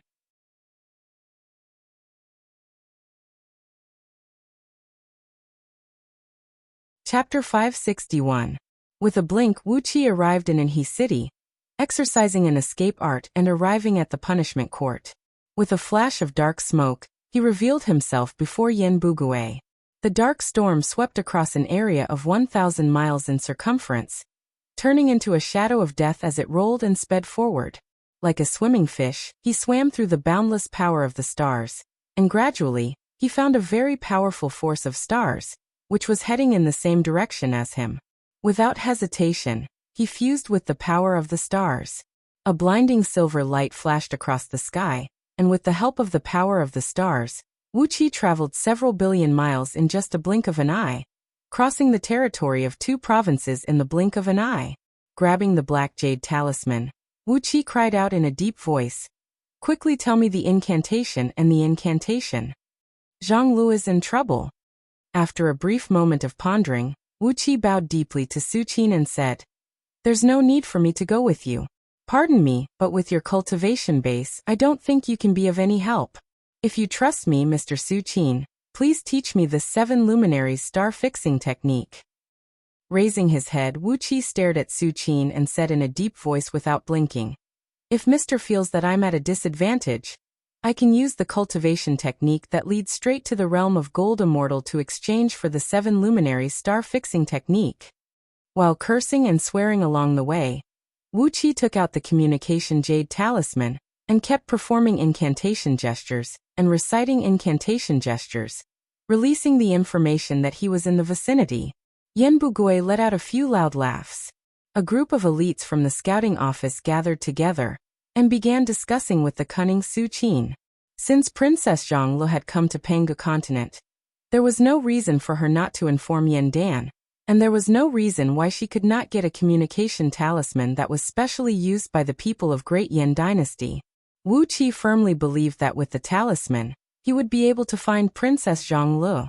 More than 10,000 immortals were killed by Wuqia's storm, be they immortals, cultivators, or innocent passers-by. All the immortals were torn to pieces. Apart from a portion of their immortal energy and blood essence, which were absorbed by Wuxia, the other 80% were happily swallowed by Ao Buzin. A silver starlight condensed on Su Qin's fingertips, and in the blink of an eye, it turned into a fluorescent jade slip. He concentrated and copied the 7 luminary star-fixing technique into the jade slip, then threw it to Wuxia and said seriously, "The power of the heavenly stars is subtle and unpredictable. The orbit of the stars could determine a person's fate, fortune, or misfortune. The mysteries contained within were boundless. Don't act recklessly." Su Qin opened his mouth and spat at Wuxia. "Do I look like the kind of person who covets the things of the younger generation? The 7 luminary star-fixing technique is not something extraordinary, and I'll teach it to you. If there are benefits in the future, please take care of my children and juniors." "Cut the crap," Wuxia cried out anxiously. Zhang Lu brought his men to Penghu continent and bumped into the young master of Myriad Immortal Alliance. He is being hunted by them now.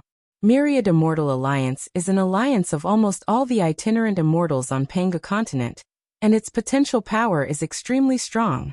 Quickly tell me the incantation and I'll go look for them now. We are definitely no match for them if we fight them head-on, so we can only hide and adapt to the situation. Following the direction in which Princess Zhang Lu had fled, Wuxia gradually found that more and more itinerant immortals, dressed in strange outfits, were gathering in this direction. The wanted document of Myriad Immortal Alliance described in detail the cause and effect of the conflict between Li Qinghua and Princess Zhang Lu, as well as the location of the conflict. The itinerant immortals of Myriad Immortal Alliance were not stupid. They had all rushed to the vicinity of the Dark Valley Immortal Pass, following the route Princess Zhang Lu had taken when she fled. Wuxia gave Su Qin a glare, grabbed Yen Bugui, and cried out, "Did you bring a special communication talisman when you came out?" Stomping his feet, Su Qin gnashed his teeth and said, "Bugui, we can't let this fellow look down on us. Hee, how dare he say that my cultivation base is not strong enough, and does not allow me to go rescue Princess Zhang Lu. While he is going to rescue her, we will stay here and figure out how to occupy more territory. Now that Feng Lingling has fallen from power, Zhong province is in chaos. We will be fools if we don't seize the opportunity to reap more benefits. Yen Bugui, who was laughing and chatting with Su Qin, suddenly trembled, and nearly jumped to his feet to give Wuxia a punch. Fortunately, his reaction was very fast. With just a glance, he saw Wuqi's face clearly, and asked hastily, "Why are you in such a hurry? Is there something urgent?" Su Qin's face was extremely unsightly. In a hurry, he taught Wuqi the incantation to control the talisman. After that, Wuqi spun and was about to leave. Su Qin pondered for a brief moment, then grabbed Wuqi and said, "Do you want me to go with you? Do you have the confidence to deceive those almighty experts of Myriad Immortal Alliance, and use the art of divination to locate Zhonglu and the others? I'm cultivating the 7 luminaries star-fixing technique, which allows me to conceal the fate and fortune of others with the power of stars." In just a flash, the fiend cloud vanished in the sky. In the blink of an eye, Wuqi had crossed the millions of miles of void between An'e County and Anlu County, and was now hovering above Anhe City, on a small flying ship patrolling at the border of the 2 counties. A few captains of An'e County saw the fiend cloud that Wuqi had transformed into. However, the nervous captains of An'e County paid no attention to Wuqi, pretending that they did not see him.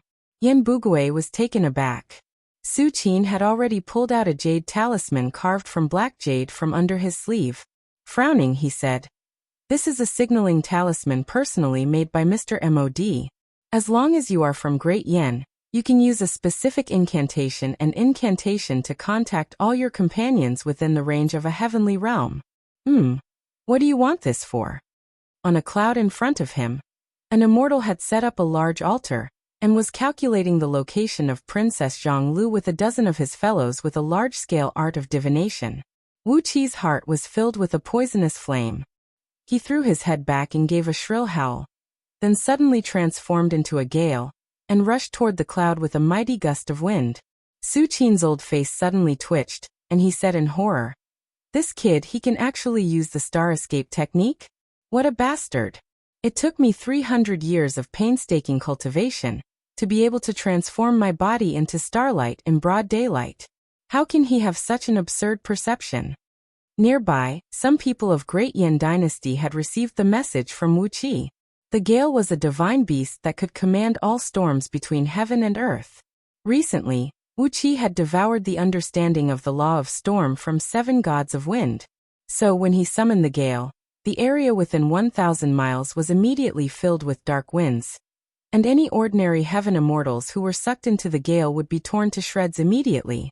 As he had to digest Mu Bai's enormous divine energy, in just a few days, Wuqi did not have the time to craft a few handy weapons for himself. So far, he was still clean, and apart from an ordinary storage ring that he robbed, he had nothing else. If he were to bump into some formidable immortals from Myriad Immortal Alliance who were hunting for Princess Zhonglu, Wuqi would have to fight them empty-handed. That would be a great loss for him.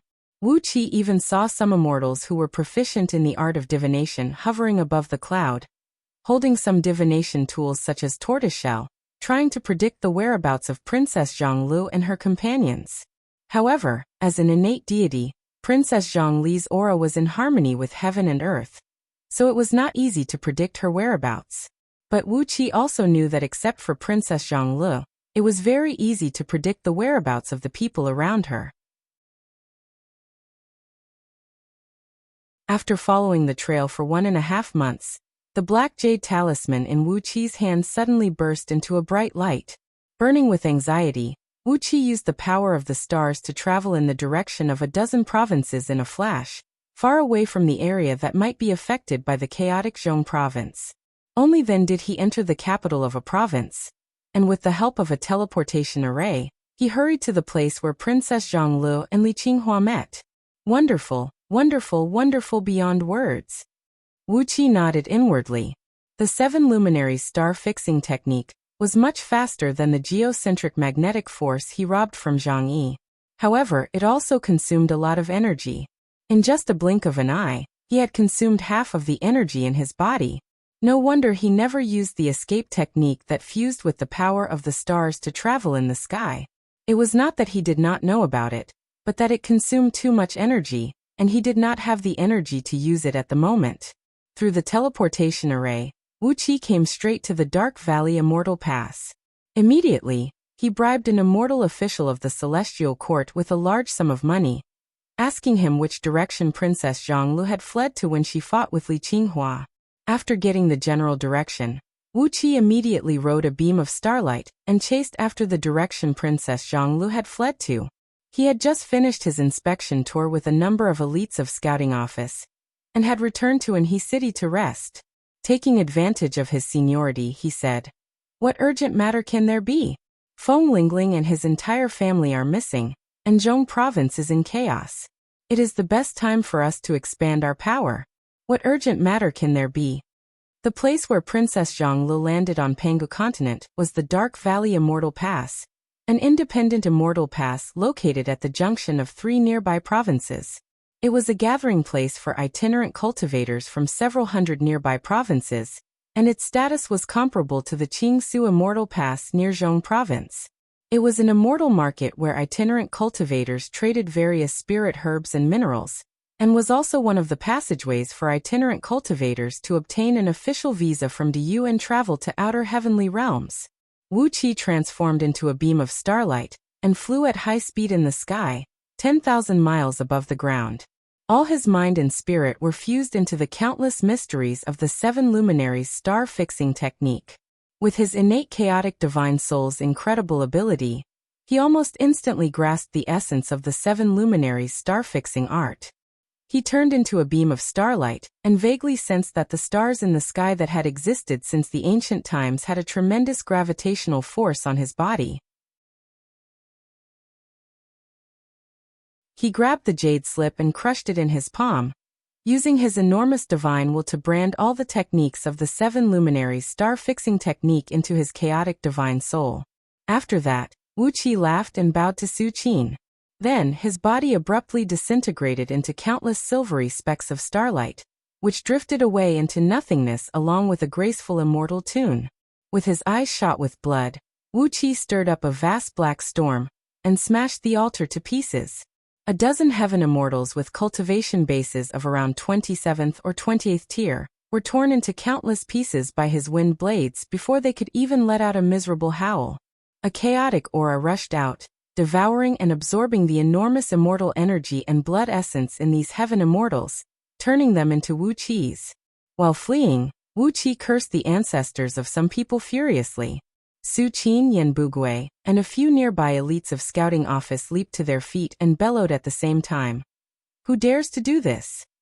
You're tuning in to the Li Mei's Wuxia Whispers YouTube channel. We're so grateful for your support, and don't forget to subscribe to join us on this incredible journey through captivating stories.